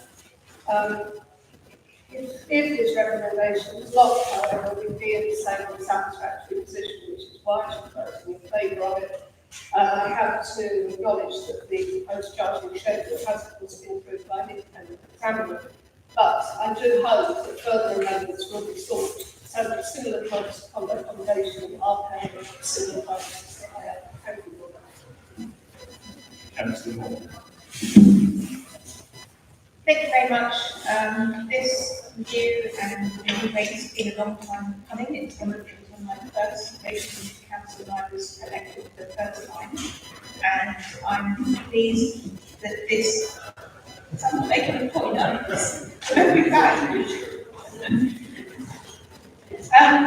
That, you know, as my campaign at the time said, was about to give a discount to the developers of the luxury student block because they were fleecing students. And they will now be expected to pay a fair share to contribute towards community infrastructure that communities need, to enable students and the community to benefit from those communities. So I welcome that. But I do believe that actually co-living blocks, which are remarkably similar, as we've heard, are not being expected to pay the same rate which they are in other areas, and it's a shame that we haven't learned from the experience of those with student accommodation. By letting the market decide, especially on two types of accommodation that are so extremely similar, it's going to make the community even more important. I can see how lower rates can incentivise higher densities, and we do need higher densities on the brownfield sites. And I can see that these are more expensive to bring forward. But we do need to make sure that the infrastructure is there to support high density living and that there's sufficient income generated to provide the social and physical infrastructure that communities need. Thank you. Any other contributions? Leader. Well, thank you, Lord Mayor. Once again, we've got this perceived perception of co-living and people's dislike of it for some unknown reason. But I understand you've got to dislike something. We do as a group, I suppose. It's quite clear, Councillor Johnson, I assume you registered to speak at the inquiry when the examiner was taking evidence, and we mentioned these things to the examiner on your thoughts and how you thought. So that was the appropriate place to do that. Because I can assure you, Lord Mayor, and the council, that I didn't sit with the executive and some of the officers and said, well, what do you think that it should be? And somebody said, well, I think we should be this. And somebody said, oh, I think that. Well, why don't we have another £10? No, we didn't do that. Lord Mayor, these numbers were all done through a proper, sensible process with the officers and examined by the examiner. It is not a case of wishful thinking on what we think it should be as personal, betraying our particular prejudices against a particular sort of development or whatever. It was all done through a proper examination and process. That is what we do. And it was this group and myself that called for that review. And I'm quite happy that you put in whatever review you want on what you've done and what you've changed. But I can assure you it wasn't. We've done that, and I've got to congratulate and thank the planning team in the process of doing the Exeter plan, that they dealt with this as well. Not only this, but they also dealt with Article 4, which they did not at the time. And I heard a lot of remarks from them. But you know what? They rose to it over there. They've done the seal review. It's what we need in this city against other things. And I'm very happy. And I do hope that everybody actually supports the seal recommendations as approved by an examiner and not the Labour group. Thank you, Lord Mayor. Thank you, Leader. We'll move to the vote. All those in favour, please show.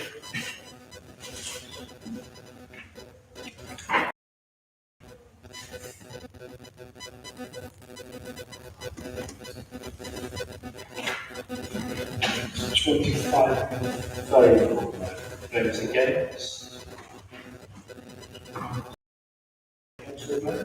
Abstentions?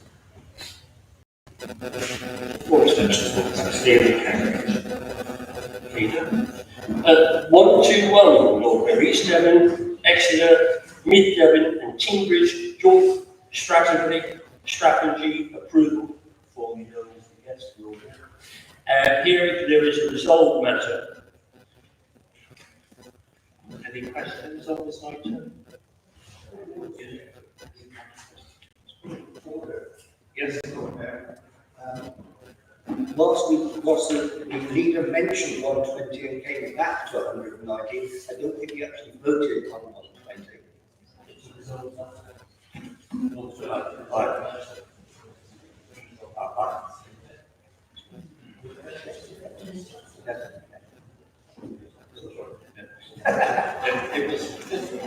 so 120 to reserve matters, so we don't need to vote on that. It was only if there are any questions. But I don't think anyone indicated that at the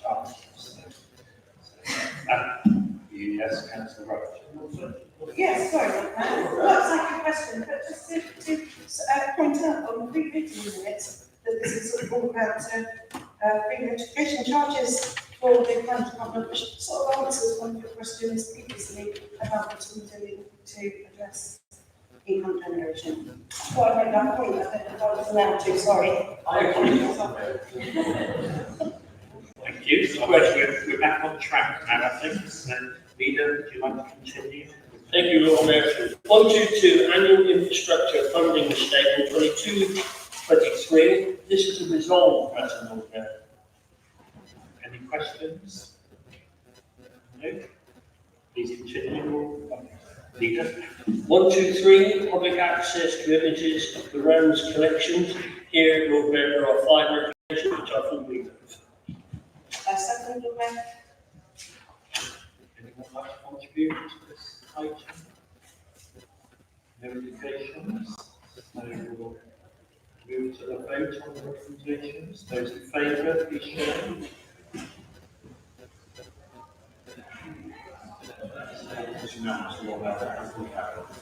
Carried. 124, Lord Mayor. 125 appendices, those that we've dealt with. 126, Lord Mayor. Future investment in materials reclamation facility and Exeter Road. There's 2 recommendations here, Lord Mayor. It would be a part 2 item if you need to go into detail. If there are any detailed questions, I'm always happy to take them in a written form and get the answer back as speedily as possible. Thank you. It's Councillor Moore, just bearing in mind, obviously, if it is detailed anyway, we'll need to then take a vote on whether to move into part 2. Okay, thank you very much. I would like to know about the expected timeframe in the implementation of these decisions. And as a result of these decisions, will new and ambitious targets for recycling be set for the city? Lord Mayor, we will move into part 2. At the executive committee, we discussed this. I like to think I took a very collaborative approach to this. And I would re-emphasise that again. That I really want to work with the other leaders of the other parties on this important issue, these 2 recommendations. Because there is a requirement for funding, which is in part 2, and I said I need to work with you. This is an important thing, I believe in all this, all the things that Councillor Moore, we really need a collaborative approach. And I gave that undertaking, and again, I stand by that undertaking, and all that would be coming out in all of that as ties and everything else. And what I can say at the moment it is with the finance officer, SMB, chief executive, will be bringing a number of options to myself as the portfolio holder together with Councillor Williams, and I'm quite clear that that won't be easy, and I want to share that with everybody because we have to make some big decisions at this council going forward. So I hope these representations with those conditions made verbally are accepted by everyone. We'll now move to the vote. All those in favour, please show. Unanimous. That's clearly been carried. Thank you. Thank you very much, Leader. I believe that's the end of the executive minutes, so we will now move on to item 9. This brings us onto the agenda which relates to a notice of motion received from Councillor Atkinson in accordance with Standing Order 6, as set out in the agenda page. Councillor Atkinson, please read out your notice of motion. Thank you, Lord Mayor. First of all, I'd like to and grammar in the motion printed in the papers and that an amended version has been put round the table, which does have apostrophes in it. The Chancellor's autumn statement has set the country on a course for a more painful austerity drive after the next generation, and after more than a decade of austerity starting under David Cameron and George Osborne. The £2 billion package of tax cuts is almost entirely funded by swinging real-term reductions to public spending planned from 2025, but it may not even be in government according to the Institute for Fiscal Studies. It is estimated that the NHS receives 20% of its funding from national insurance. The plan to cut national insurance means that some funding from social care and the NHS have to come from other budgets or general taxation. This implies a 1.8% cut for unprotected budgets each year from 2024 to 25 to 2028-29, including cuts to prison support systems, local government and further education. After further taking into account the funding settlement of Scotland, Wales and Northern Ireland, this plan implies cuts of 3.4% in England. This council has had more than 50% of its budget cuts since 2010, and is already again having to make difficult decisions in planning to achieve an equally balanced budget for 2024 and 25. Economists doubt efficiency gains on such a scale can be achieved. Councils all around us in the southwest and throughout the country are on the verge of bankruptcy, and Liverpool is already issuing Section 114 notices. This council resolves to write to the government to ask them not to make return cuts to local government until it is undertaken a spending review, and to seek the support of local MPs and the Local Government Association to propose the Chancellor's budget for local government. Thank you, Councillor Atkinson. Do you have a second? And would you like to reserve your right to speak? Now we'll move back to Councillor Atkinson.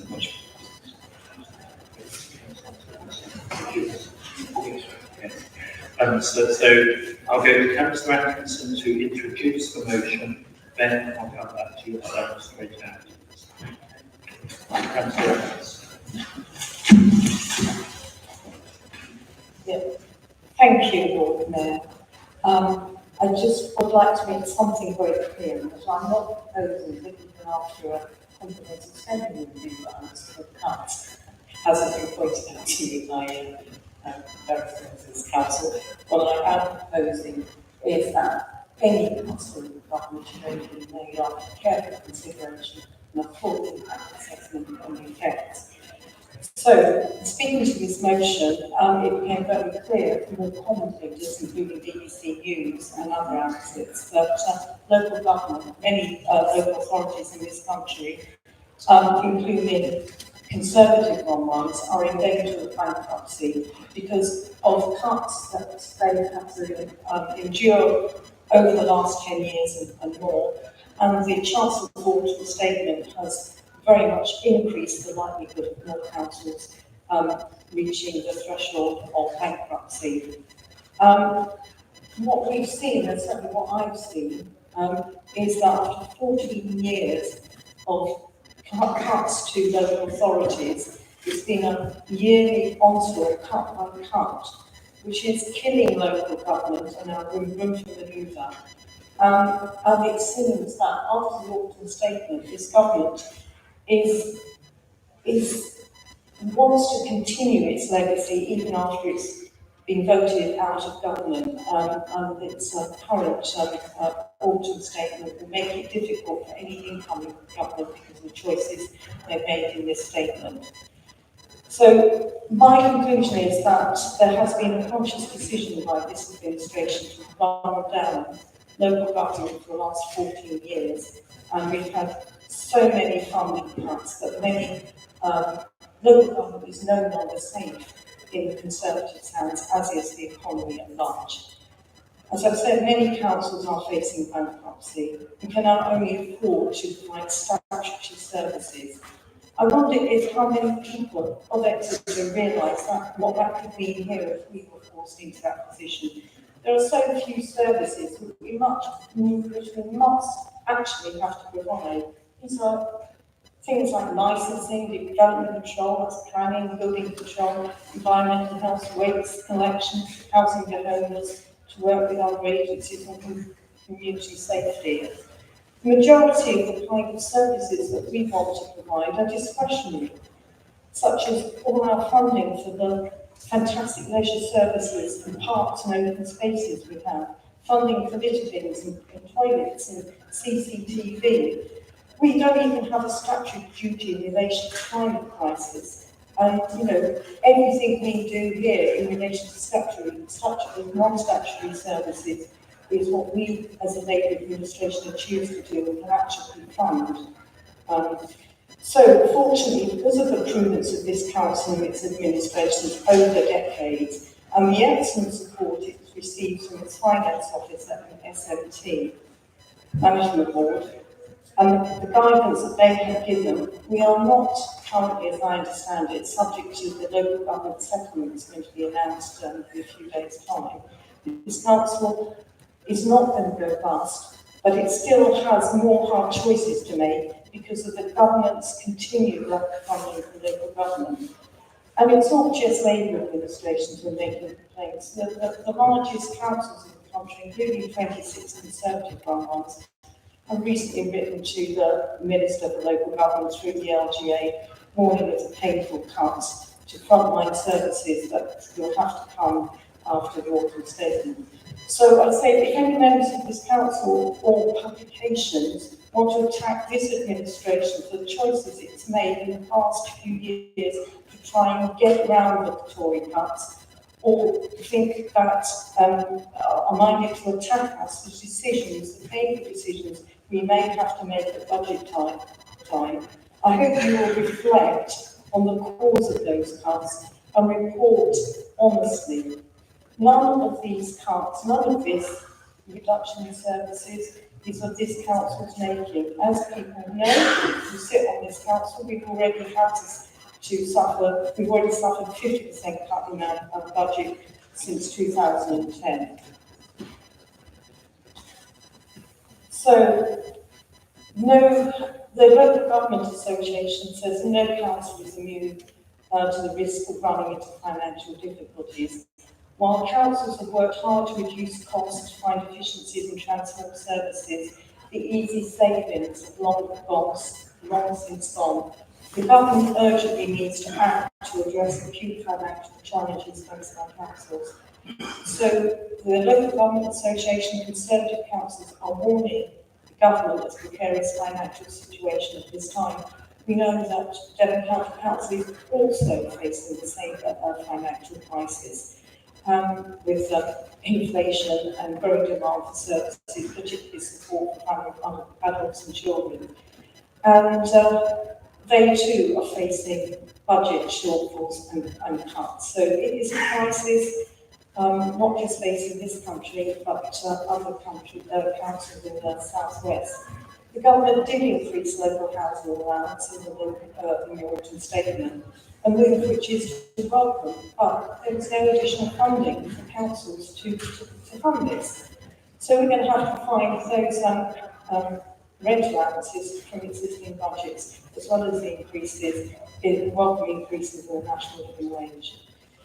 So we are in a situation where, for some councils, even drastic action will not be enough, and now lots of governments are facing a crisis and are no longer confident they can balance their budget in this next coming financial year. So the gist of this motion is I don't think this is any way to treat councils. And we all became councillors because we want to deliver services to the public. Every single member of this council wants to do that, and we want to have the flexibility to do it, and want to have the money to do it. So I don't think this is a party political issue. What we need is funding in the long term, not this situation where we have at the moment, where we have to wait till the 19th of December to hear what money we're going to get next year. we need to be able to have a long-term 3 to 5 year planning so that we can finance, plan the services and have a plan to deliver them, supported by adequate funds to do that. So what is the government going to do? Well, Mr. Bowe said he's a listening ear, but what he does say, it's our responsibility to have a balanced budget. So he's just pushing it onto our shoulders, saying that we're ultimately responsible for the money we get on to deliver it. So he's not really listening. He's just pushing it into our court to explain to residents why we can't deliver the same services that we delivered in 2010. We'd like to continue to deliver it. So I hope that in moving this motion and in voting for it, we will bring this to the attention of government and that they do listen to us. Thank you very much. I make a motion to you. Thank you, Councillor. Members hovering at the back, I'd like to take their seats.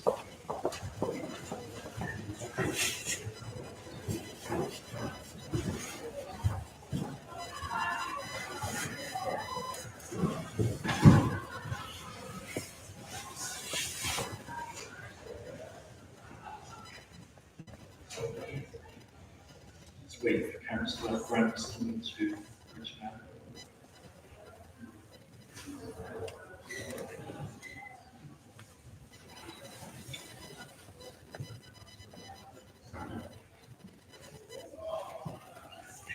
So, Councillor Miller.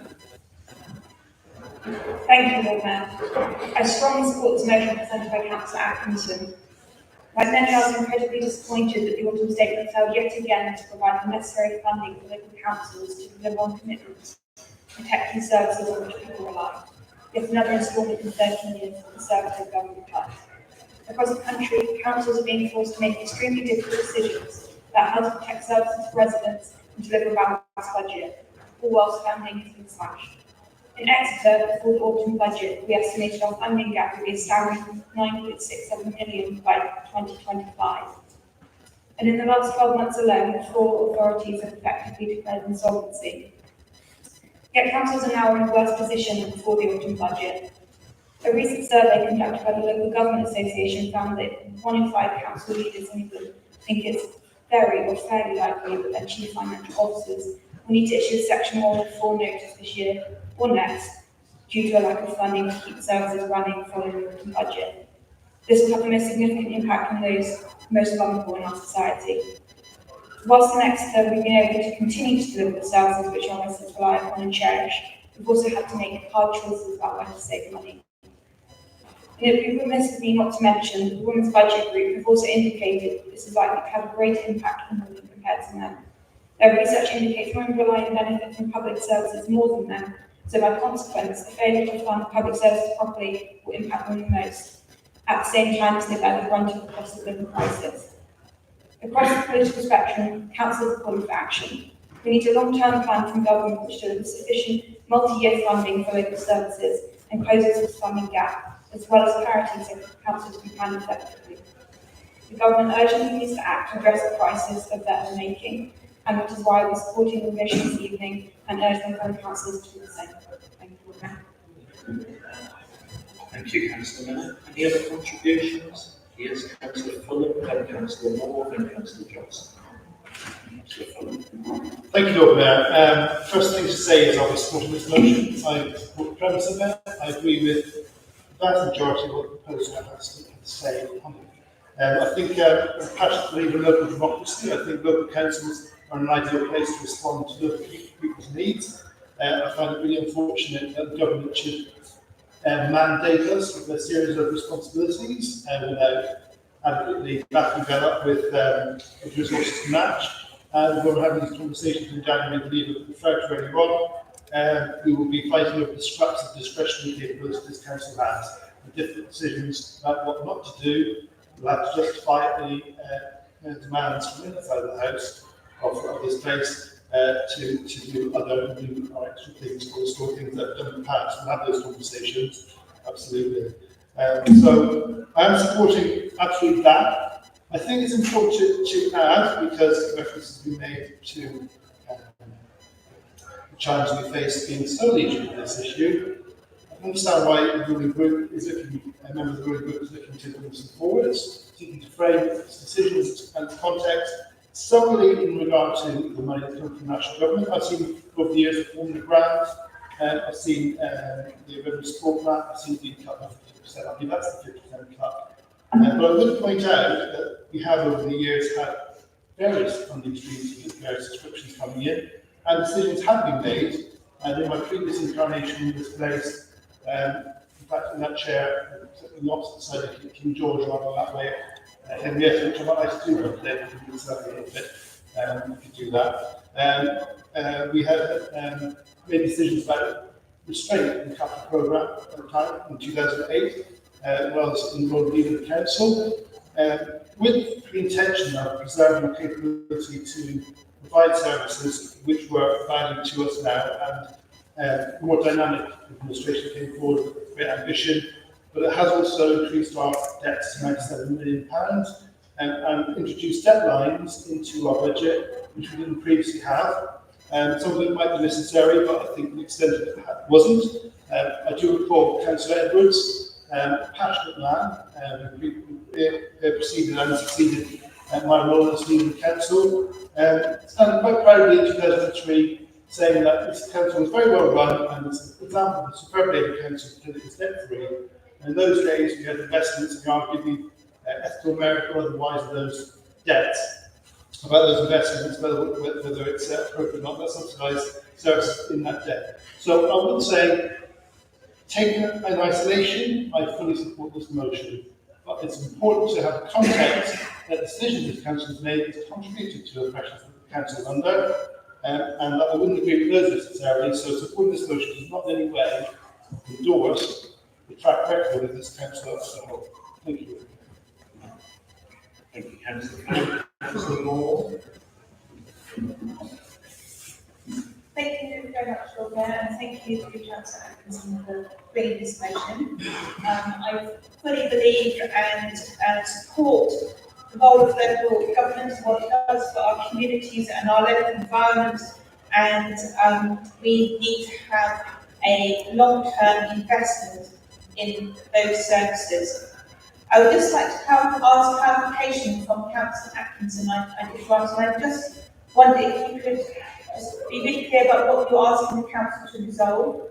The first item says, right to government to ask them to make no real-time cuts to local government until it has undertaken a spending review.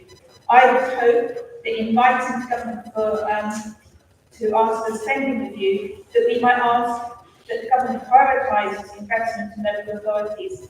It does mean to me a bit like you asked saying it's got to do a spending review, then it could be cuts, but we don't have any cuts. So just a clarification, exactly what we're voting for, because we absolutely do need more investment and more support and a belief in local government, by government, in what we do for our communities. Thank you. Councillor Johnson. Thank you, Lord Mayor. Remind members that the reason for the need for austerity back in 2010 was the fact that the Labour government was virtually bankrupt the country. You'll remember the Chief Secretary for the Treasury reading the notes saying there is no money. You can laugh, but that is, of course, what the position was in 2010. I'm surprised in this motion to see that comment is made about the reduction in national insurance contributions and the abolition of past two national insurance. It seems that what is forgotten that around 2 million self-employed people will benefit from scrapping the past two. Many of these are people who start out with an idea, work hard and long hours to make a living from that idea, and some will go on to become small businesses and large businesses and employers of tomorrow. They're the very people who should be encouraged to help grow the economy, because it is only by growth of the economy and an increase in the income taxation as a result of that growth that chancellors of the Exchequer, whatever party, have the opportunity to open purse strings. To Together with a reduction in Class 1 contributions, there are estimated benefits to around 29 million people. It's right that this council, like all councils, will have to take their share of the burden. And it has to be remembered that in Exeter alone, there have been some significant benefits. CISL, new homes bonus, the retention of business rates, have all provided the city with an enormous amount of funds over the years. Successful projects have also received additional government funding. It is to be questioned as to where all that money has gone and why we now have a council that is 163 million in debt. I do not support. Thank you. I have several speakers, and so Councillor Matthew Williams, Councillor Wood, Councillor Pearce, Councillor Diana, and I believe Councillor Begley also. No, Deputy Lord Mayor. Yes. We did. Okay.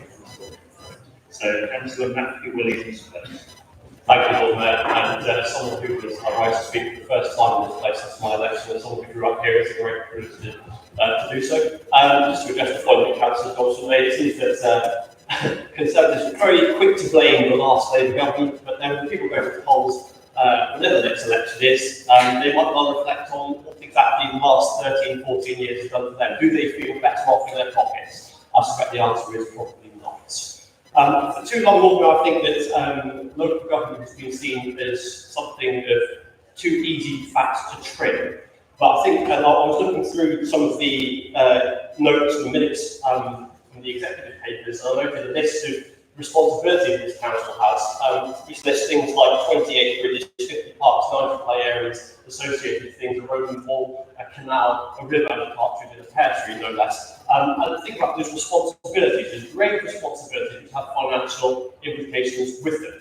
But also the level of services that we're actually providing. I'll note that Local Government Association source that Councillor Miller mentioned. We describe the autumn statement as an existential threat to local services. And what I think is important to remember by doing this motion, which I will support, and I think that Councillor Atkinson bringing it forward is very timely to do so, is a reminder back to what our priorities are here in Exeter, which are, yes, we have the challenges of a growing city, a growing university, which is a great and privilege, but it also brings with it certain challenges. Local neighbouring authorities who are seeking to build extra homes on our doorstep and taking the sill away to places like Newton Abbey, which I'd rather they wouldn't. However, against that, what we decide to do is, yes, by building and taking the community infrastructure levies and S106 agreements from those, is to keep those as many local services going in Exeter as we possibly can. And those decisions that we make, and through our Exeter plan, our priorities, including, by the way, tackling the climate emergency, is what our future of what city do we want to have, and what does that look like? So for all of those reasons and many more, I should be supporting my friend's motion. Thank you, Lord Mayor. Thank you, Councillor Wood. Thank you, Lord Mayor. For most of my adult life, I've worked within the voluntary sector, and that's a sector that usually gets hit by funding cuts quite extensively. And actually, in 2010, in the coalition consider, the voluntary sector was in reasonably good condition, nationally and locally, struggling as ever, but in reasonable condition and delivering great outcomes. Almost immediately, the hatchet dropped. Funding disappeared across the board, and our partners that we used to rely on, which was local authorities amongst others, suddenly find themselves strapped for cash and having to deliver what they must deliver, and funding to the voluntary sector fell by the wayside. It had to. Why did not forward a bit, and I get elected as a councillor in 2016. I worked a lot with other councils, but I never really worked closely with the Labour Council. Working in Devon, strangely, I always ended up working with either Liberal Democrat Council, run councils, or more often Conservative-led councils. So this was my first chance to find out what it was like working with a Labour council. I've been part of it. And I have to say, 2016, coming through to the day, I'm really impressed with what this council manages to keep going against an ongoing attrition of cuts. The There is so much that we have to do, and we do it, and we do it well. There's so much we don't have to do, it's discretionary. We could just buckle down, close all the hatches, and only do what we've got to do. We do far more than that. We're also creative, we're also innovative and imaginative on how we can make life in Exeter better. My portfolio, we're heavily involved with Sport England, we are one of the leading partners with them, and through them we are targeting those who are inactive, those who face the greatest health challenges due to inactivity. And that's funding that we have landed as a council and is being invested to the benefit of the citizens of Exeter and Cranbrook of Exeter. That's part of the funding package. But as a council, I'm really proud of us to have continued to do what we've got to do and do well, but also to continue to do great things for our city against the odds. Now, it is against the odds. There is a limit to how far you can cut down until you're not just cutting into the button, we're cutting the button in half. And this is just another example of where we are getting hit again and again. We're a bit of an anti-salary. The whole of the public sector is. It seems to be a mission by the Conservative government to just drive this country to the ground. And the public sector is one of the things that helps this country be the best it can, the most caring it can, the best run it can. So why are they trying to destroy it? I do not understand why they have to drive the public sector to the floor. And the council is the prime example of that. We just keep getting hit and hit, but more and more expectations of us. This council has done an amazing job in surviving 7 years of cuts since I've been in this seat. And I'm really pleased that working with my colleagues here and have been able to continue to deliver. It is against the odds. I'm fully supporting this motion. It's got to stop sometime. Thank you. Thank you, Councillor Wood. I have 5 speakers and I will go to Councillor Atkinson's about. So speakers are Councillor Pearce, Councillor Bialy, Deputy Lord Mayor, Councillor Beckley and Councillor White. So Councillor Pearce. Yeah, thank you, Lord Mayor. I'm going to be speaking in favour of this motion. I think we should all support it. There's a few points I want to address before I sit down. I want to take too much of your time. Firstly, I want to go to what Councillor Johnson said. 2008, global financial crash, absolutely spot on there. The rest of it that followed, I'm not sure it stacks up to much scrutiny. We look at where we are now compared to our German French counterparts. We were equal with them in 2008 compared to where they are now, compared to where we are. We're £9,000 ahead. That's each one of us in this room, every resident is £9,000 a year worse off than their German French counterparts. What's been the difference? We've had a coalition in the Conservative government. They haven't been subjected to that. They've not had savage cuts. They've had investments in their communities which to allow them to thrive, their economies to grow, and the profits will not be shared. Maybe not in the way that we wanted to be, but it has, and they're all better off than what we are, sadly, because of the actions their governments have taken. So the actions that your government has taken over the last 13 years. There's been huge amounts of investments in this city. We've managed to do amazing things in spite of the cuts. We've built a legislature, a bus station, extra care facilities, a train station. There's so much that goes on and on and on. We talk for hours about the amazing investments that we've done to get on and build a better future for the residents of Exeter in our city. Despite having at least one arm, if not 2 arms, tied behind our back because of the funding sector. And on top of that, not only we deliver infrastructure, we're a net exporter to the treasury. Even if you take into account all the things, the new homes fund, business rates retention, and all the other funding streams that we list together, you put all those together with the direct government grants that we get as a city council, we still send much back more because we're a thriving and growing city. Absolutely fantastic. I'm just going to finish by acknowledging, he's gone now, but Councillor Fulham's comments. Absolutely amazing. I think it's going to be a strapline community company to make. So when he ran this council, we came in as a local authority and we were new, we were dynamic and we were ambitious and had ideas. So I don't know what that says about the short time that he was in charge of this city, but it certainly wasn't dynamic or ambitious. Thank you. I commend this motion. Councillor White. Thank you, Lord Mayor. I intend to be brief on this occasion, just to thank Councillor Atkinson for this motion. Also, well spoken, spoken about Williams delivery.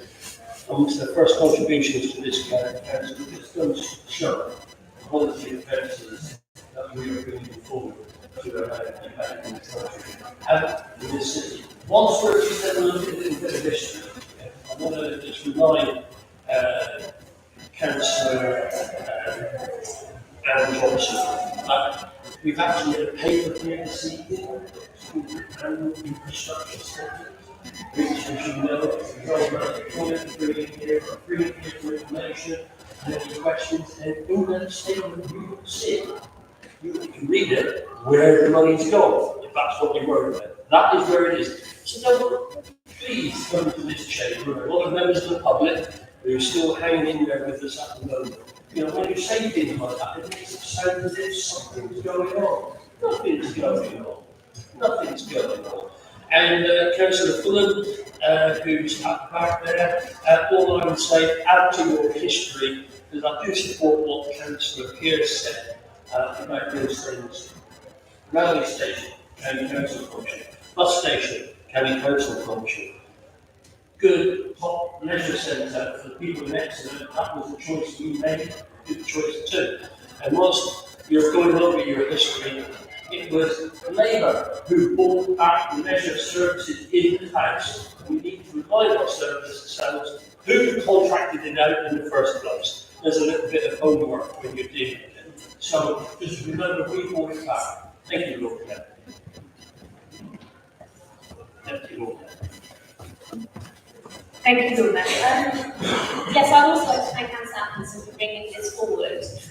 Like Councillor Moore, as long as we have that clarification, exactly what it's meant at the start of the motion, I'm very happy to support it. And I don't think anyone in this chamber should be taking lessons in economic prudence from the party that lost us £30 billion in Liz Truss's mini budget, £10 billion on unuseful and undelivered PPE. This country is in a state of financial disaster due to this current government. Can we imagine, Lord Mayor, leader, who may wish to join me in this, try to calculate how many mountain bridges we could build with our share of £40 billion?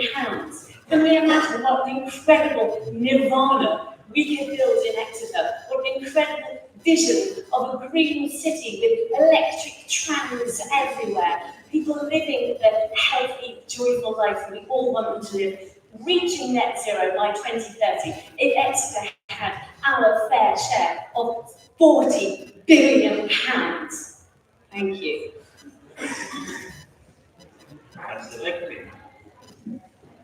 Thank you, Lord Mayor. I too will be very brief, and I can't let throwaway comment by Councillor Johnson go unchallenged. You made reference to a note left by the previous Chancellor for the incoming Chancellor. I think that was very disingenuous of you. I'm sure you are aware that that was an in-joke that occurred every time a government left and a new one came in. The previous Tory government had left the very same note for Brown and Blair when they came to power, and that was just a little bit of jollity after the tension of the election season. All spoiled by Cameron and Osborne making a big issue of it when they didn't need to, with the help, I have to say, of the Tory press. Absolute appalling behaviour. Councillor Brown. Thank you, Lord Mayor. I will be supporting this motion. There's comments probably, but I would just like to pick up on the point about national insurance. Already mentioned in the motion that cutting national insurance will then result in a cut in budget funding for the NHS. Pick up on the point that Councillor Johnson made. Yes, you're quite right that there's a cut now to, or there'll be a cut to Class 2 national insurance payments for the self-employed. This is estimated to give a benefit to them of between £150 and £180 per year per person, per self-employed person. The self-employed people were the people that were left absolutely way behind and forgotten about by this current Prime Minister when he was the Chancellor. They did not get anything through furlough. There are hundreds, if not thousands of people in this city that are freelancers that work in various creative industries, they work as academic researchers, whatever it is they're doing, they rely on being able to work as freelancers and as self-employed people, and they were totally forgotten. Now we can say to them, you're going to be £150 a year better off because you don't have to pay quite so much national insurance now you are able to work again.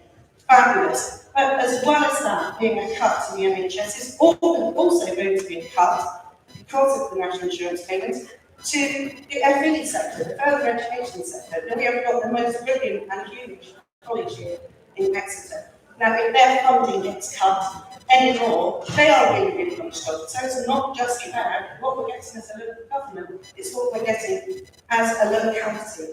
Thank you. Councillor Atkinson, would you like to sum up? Well, thank you, colleagues, for those amazing contributions. And I do believe that we do have cross-party support for this motion.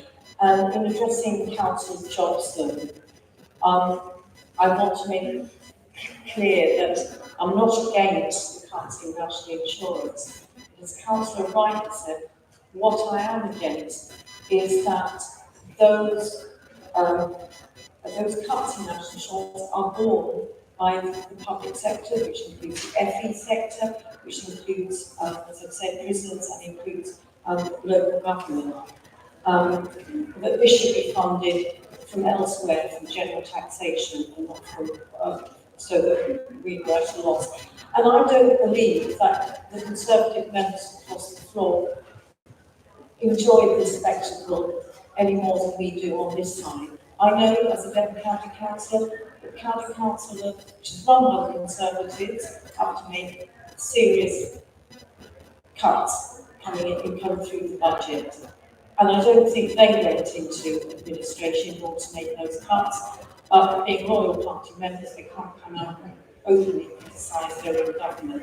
So I do feel for you not being able to stand up to your own government to oppose those continuing year-on-year cuts that we've had to suffer.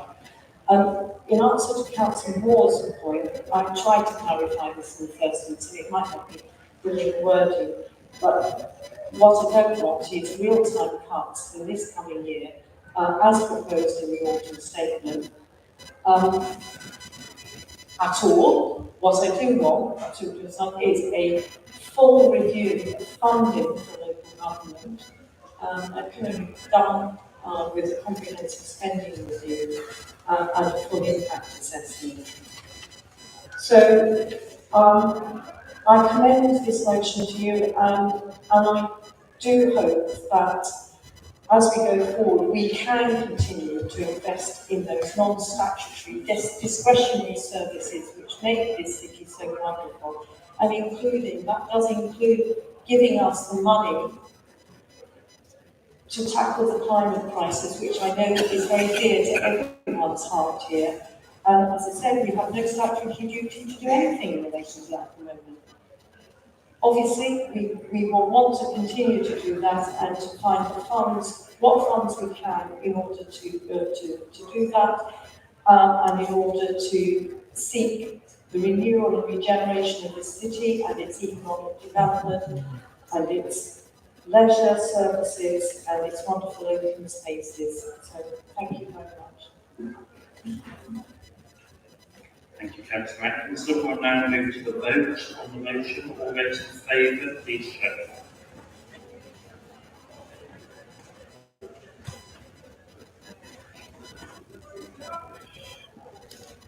In favour. All those against? Or against your vote? No abstentions? Clearly carried. I'd like to propose to take a quick 5-minute comfort break before we move on to the next. Please be upstanding.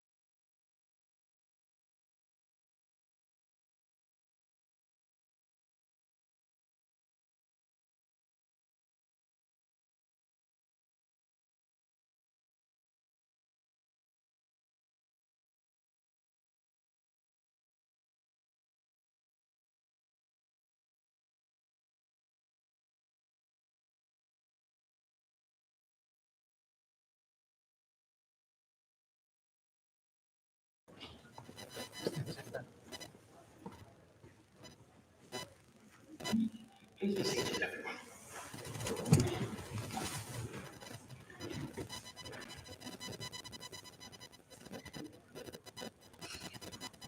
Right, we'll now move on to another item on the agenda, which is item number 10, which is the notice of motion being received by Councillor Reid in accordance with Standing Order 6. Councillor Reid, would you mind to read out your notice of motion? Thank you, Lord Mayor. This council expresses deep sympathy for all those affected by the conflict in Israel and Palestine. To those in the Exeter area who have been affected by this conflict, we offer our support in this difficult time. This council condemns the murder of Israeli civilians, taken hostages by Hamas, and the subsequent death and destruction in Gaza. This council believes the urgent priority must be to stop the deaths and suffering any more civilians in Gaza, Israel, and the rest of Palestine. This council hopes for an immediate further release of all hostages and release of Palestinian prisoners held without charge, and an immediate permanent ceasefire to allow more aid and the possibility of peaceful resolution. This council believes the tragic recent events in Israel, Gaza, and Palestine must not be allowed to divide our communities in Exeter.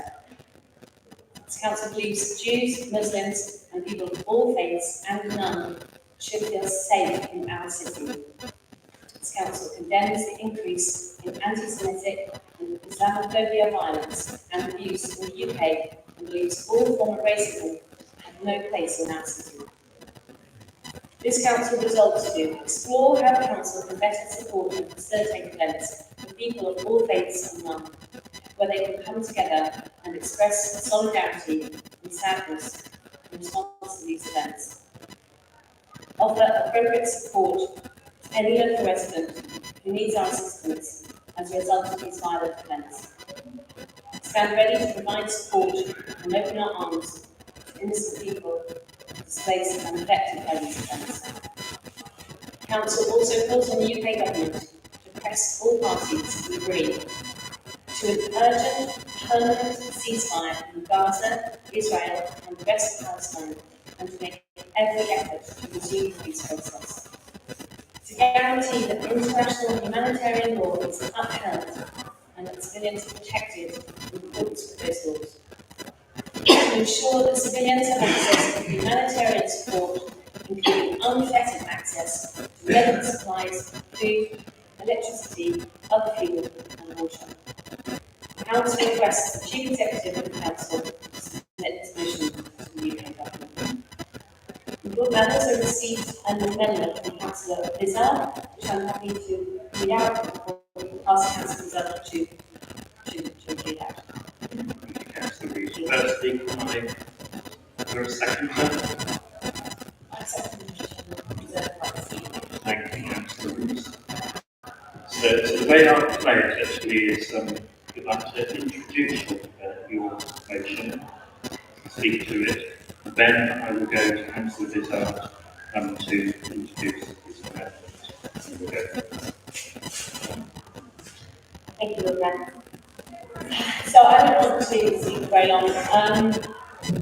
Obviously, emotions are running very high at this really horrendous time. We're witnessing scenes that just really beyond our imagining. Something that I'm sure we were here hoping we would never witness in our lifetime. Taking of Israeli hostages, followed by the mass killing of innocent people, the unprecedented levels of destruction we're seeing in Gaza is, of course, completely unacceptable and horrific to witness. The way to an end to these terrible scenes is to see broadcast daily and to ensure that remaining Israeli hostages can return home safely is for there to be an immediate and permanent ceasefire. Ending the violence can create the space needed for an internationally arbitrated settlement of the Israel-Palestinian conflict being negotiated so that Israeli and Palestinian citizens live in safety and security with their rights at last being protected. And of course, in all parts of the world, we are affected by global issues in different ways. And here in Exeter, we have many people of all of these communities, and our hats, I'm sure, in this chamber go out for them. And I'd like to hand over now to Councillor Bell to propose an amendment which I was asked to accept. Thank you, Lord Mayor. Lord Mayor, Councillor Bishop, would you like to? Thank you very much, Lord Mayor. I'd like to propose a supportive amendment, which I will read out. So, to draw members' attention to the section that begins, the Council also calls on the UK Government to press all parties to agree. Point 1 under that, that's clear what we're talking about. To add the words to immediate further release of all hostages and Palestinian prisoners held without charge, and so that 3.1 reads as follows: to an immediate further release of all hostages and Palestinian prisoners held without charge, and an urgent permanent ceasefire in Gaza, Israel and the rest of Palestine, and to make every effort to resume peace process. And I understand Councillor Parkhouse will be happy to second this. Councillor Reid, have you indicated that you happy to accept that? Yes, thank you. So we'll move to the open debate now. Would anyone else like to speak?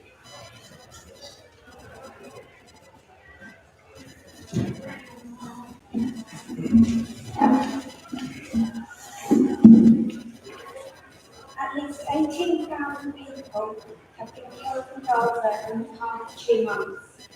Nearly all of these civilians in Gaza or Israel. 7,000 of these are children, and many of the people have been injured. A huge number of Gaza residents have been displaced from their homes and are living in makeshift accommodation with winter setting in.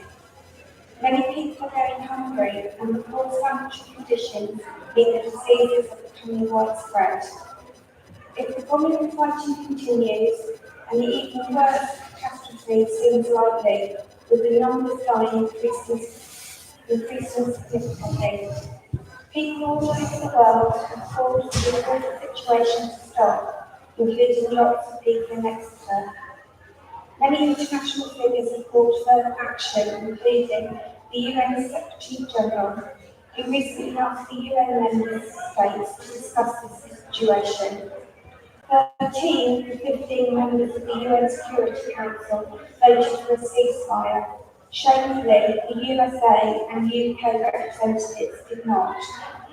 The World Health Organization Director General has described the situation in Gaza as catastrophic, and the head of the UN Agency for Palestinian refugees said the area has become hell on earth and definitely the worst situation I've ever seen.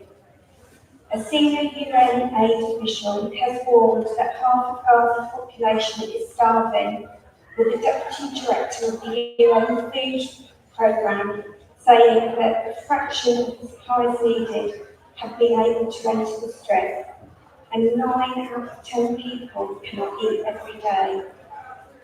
Many respected charities and aid organisations have highlighted the consequences if the situation doesn't improve. Save for Children has stated that children in Gaza are living through a nightmare, one that gets more distressing by the hour.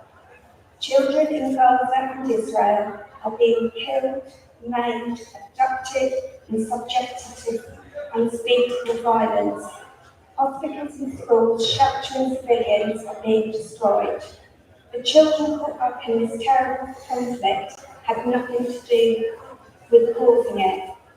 UNICEF state that immediate, long-lasting humanitarian ceasefire is the only way to end the killing and injury of children, and the only way civilians can be protected, and the only way to enable urgent delivery of desperately needed life-saving aid. If the violence doesn't stop, the number of deaths and injuries will continue to grow. I think that all of us need to ask ourselves what we can do to help the situation. This council should vote tonight to call for a permanent ceasefire. You might feel that little notice will be taken of this city council and what it says in relation to Gaza. I disagree. If we add our voice to the growing numbers of other organisations calling for rapid action to improve the situation in Gaza, we may help to tip the balance in the right direction. A permanent ceasefire to Gaza, Israel and the rest of Palestine is desperately, urgently needed. I urge for support in this motion.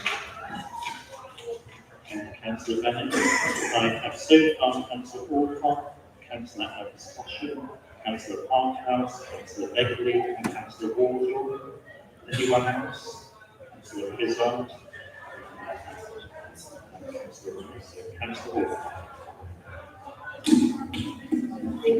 Thank you, Lord Mayor, and thank you, Councillor Reid, for bringing this. I welcome the opportunity to discuss this today, and it's been great to see people that have come to listen to the conversation as well. And thank you, Councillor Bennett, for your really great remarks.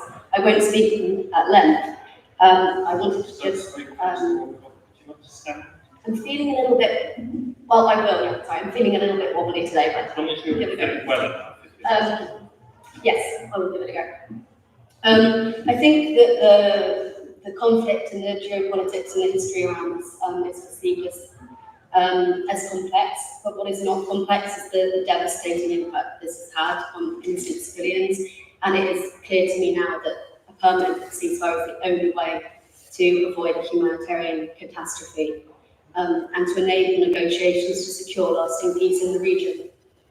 Last week, the UN Secretary General invoked Article 99 of the Charter, the UN Charter, which is the first time in over 50 years that this mechanism has been used to warn the Security Council on matters that threaten the maintenance of international peace and security. And the figures that he drew attention to in his letter are stark. The October terror attacks that claimed the lives of 1,200 people and result in 137 hostages still being captive. 15,000 people in Gaza who have been reportedly killed since the start of the fighting, 40% of whom were children. And Save the Children have said that in 3 weeks in October, more children were killed in Gaza than across 20 conflict zones since 2019. Half of all homes have been destroyed in Gaza, and 80% of the population of 2.2 million have been displaced. 80% of the population. It's just hard to even conceive of that. Fewer than 14 of hospitals are even partially functional. And as the Secretary General stated, nowhere in Gaza is safe. The current conditions are making it impossible for meaningful humanitarian operations to be conducted. And he concludes that we are facing a severe risk of collapse of the humanitarian system. Only an urgent and permanent ceasefire will prevent this collapse.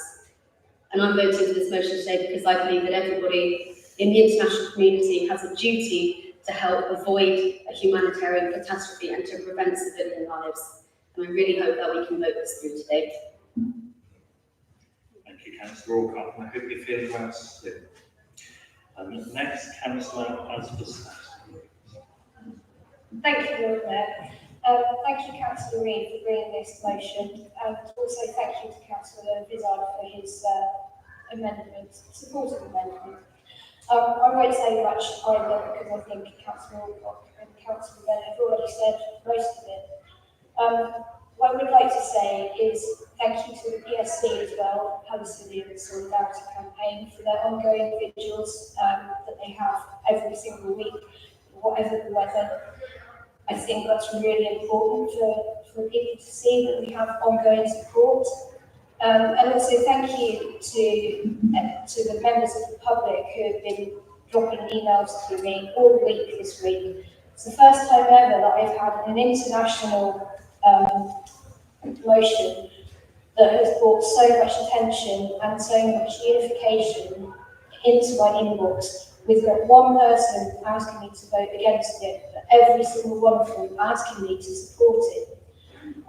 So therefore I will obviously be supporting the motion tonight. And thank you very much for your time. Thank you, Councillor Parkhouse.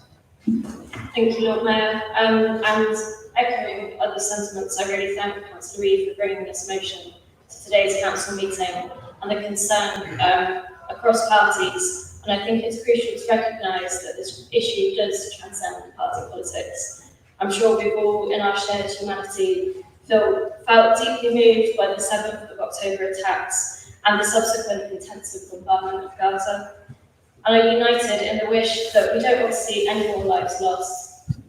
I'm sure I'm not alone in being particularly moved by the sheer volume of civilian casualties, particularly the thousands of children who have died. I therefore support this motion and ask members across all parties to consider joining me. Some may say we don't have power in the face of international events and that this motion won't make a difference either way. However, I echo the sentiments of Councillor Bennett. I believe we must not let this feeling of powerlessness descend into apathy and inaction. We are, after all, a political body, and we must use our limited collective power to make political statements on political affairs.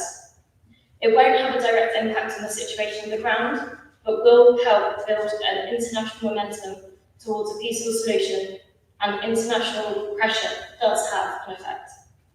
In calling for a ceasefire, I'm echoing the calls of a number of residents who have contacted me on this issue and the various international aid organisations who, as members have said, are struggling to keep up with the humanitarian assistance needed to respond to the destruction in the region. Moreover, this motion does something very important in recognising the importance of countering any division or hatred locally by reaffirming our commitment to a diversity of residents of all faiths and no faiths, whereby everyone can live, work and study freely without a shadow of prejudice, whereby we don't judge Jewish residents by the actions of Israel, nor Muslim residents by the actions of Hamas. I believe it reaffirms our commitment to our Council's 2040 vision of an inclusive city for all citizens. I thereby conclude my speech by encouraging members to support this motion. Thank you. Thank you, Councillor Parkhouse. Councillor Pedro. Hello, I'd like to echo my thanks to Councillor Reid for proposing this motion and for all the people who've spoken up so eloquently already. I'd like to start by saying that I was horrified by the attack on the Israeli civilians on 7th October and the more clear information that's come to light recently about sexual violence against women of all ages, including teenage girls, is truly horrific. And once again, women are suffering with sexual violence being used as a weapon. That said, I did recently attend a vigil to commemorate in excess of 250 healthcare workers who have been killed in Gaza and the West Bank since the 7th of October, across a range of health professionals there. And listening to some of the testaments of surviving health workers, it's no exaggeration to say it was truly heartbreaking to hear about the conditions in which they're trying to carry out their jobs with limited supplies, constant threats, and the tales of the things they've witnessed and the suffering they've seen are really absolutely dreadful. As many of you know, in my day job, I'm a mental health clinician, and I work with children in care who are recovering from severe trauma. I think about some of the stories that we've heard about children who are the sole survivors of their whole family, thanks to these attacks. Many of these children have been maimed, some are blinded. As a child psychotherapist, I cannot even begin to imagine how those children possibly have a hope to recover from this trauma. And it's ongoing, with no apparent hope for an end. It's beyond my comprehension to understand how these people continue to exist in such circumstances. We also know from far too many historical conflicts that this approach is counterproductive. I think the stated aim is to crush Hamas and to crush the terrorist act, but we know that actually the opposite can happen. It's a sad fact that the original IRA was struggling to recruit volunteers until bloody Sunday happened, and then they had no shortage of volunteers.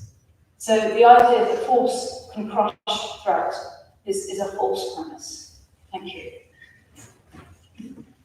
Thank you, Councillor David. And could you pop your microphone on and also the Park House as well?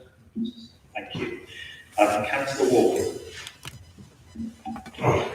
Thank you, Lord Mayor.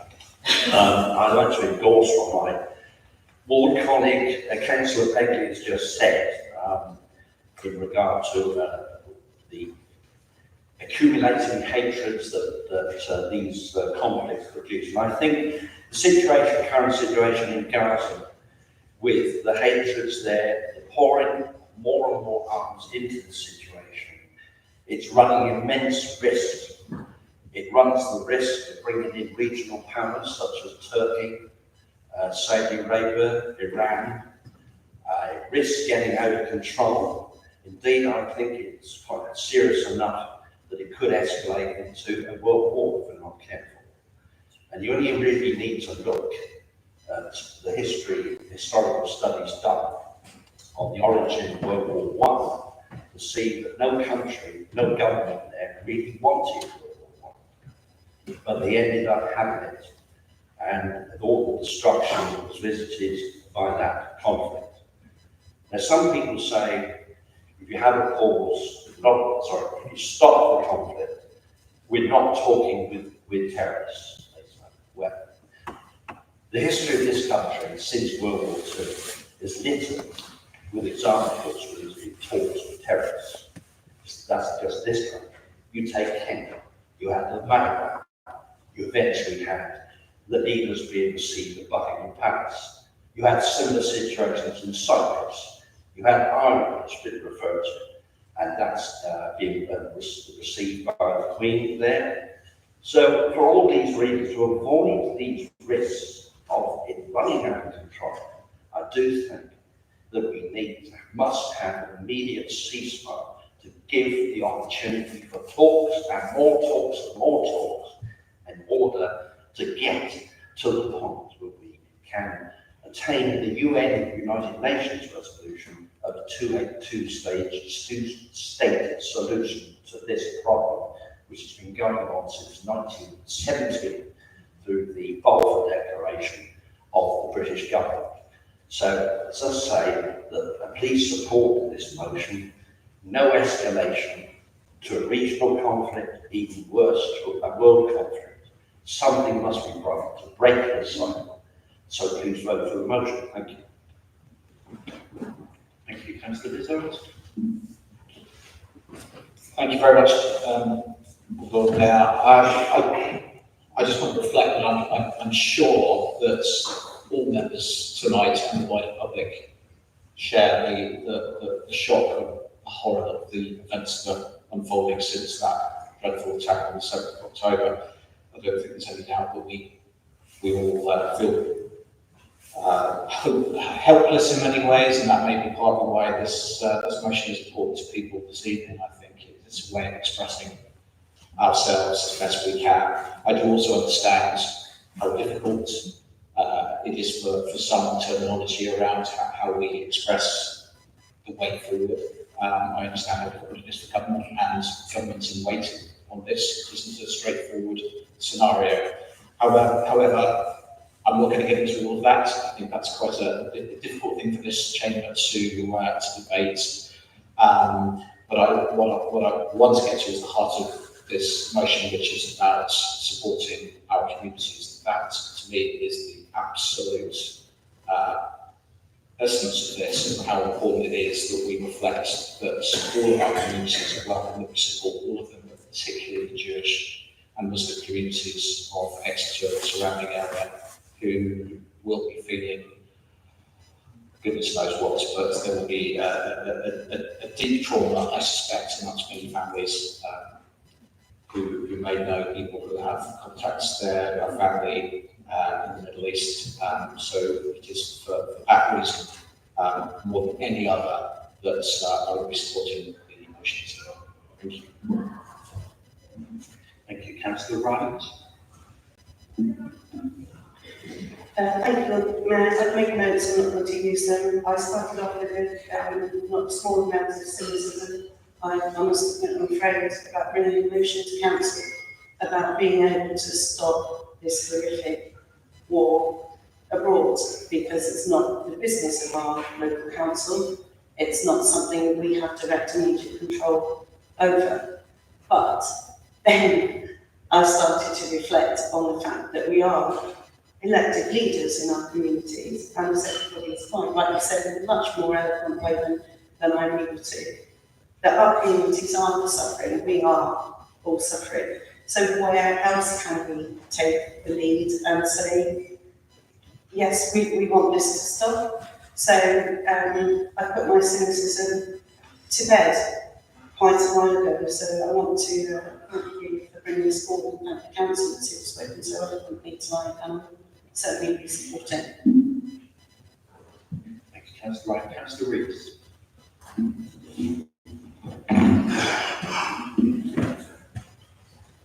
I would like to say a huge thank you and endorse the very moving and heartfelt comments from colleagues across from all parties. Thank you so much.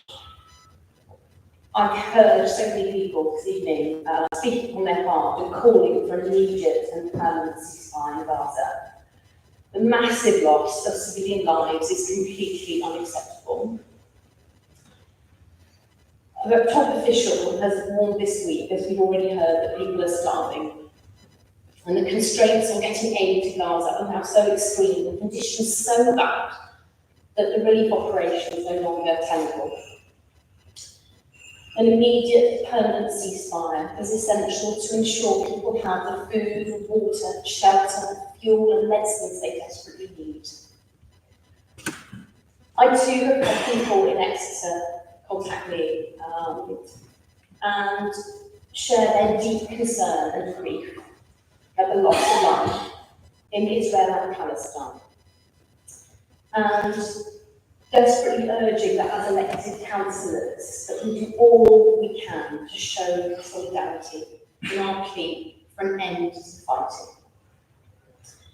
So thank you again for those who've spoken this evening. We are clearly united and moved in our shared response. So let's come together and show our support for a permanent ceasefire in Gaza to put a halt to the immense suffering and give people the chance to rebuild their lives and have access to the vital services they so desperately need. Thank you. Thank you. Deputy Lord Mayor, would you like to sum up?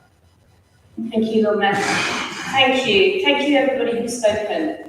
Thank you, everybody who's reflected upon this and upon what should be our role, what could be our role in this horrific global situation that we face.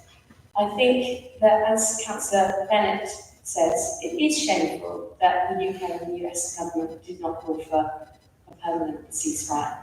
And I think that every elected body, that's one thing that we can do. What can we do in the face of this utterly horrific situation, which affects people around the world and affects people here in Exeter and affects family members and relatives and friends? What can we possibly do? This is one thing that we can do.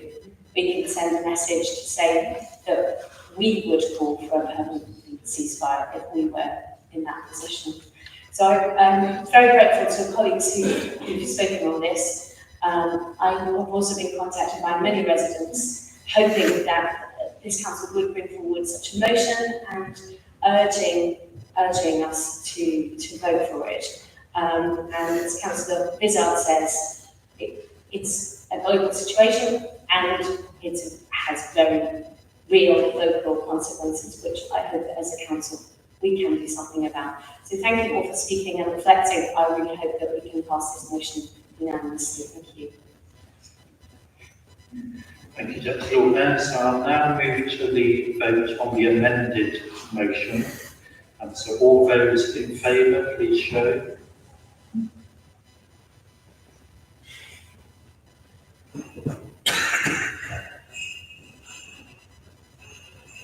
Twenty-nine in favour, Lord Mayor. All those against? One against, Lord Mayor. Abstentions? 3 abstentions, Lord Mayor. So the motion has been clearly carried.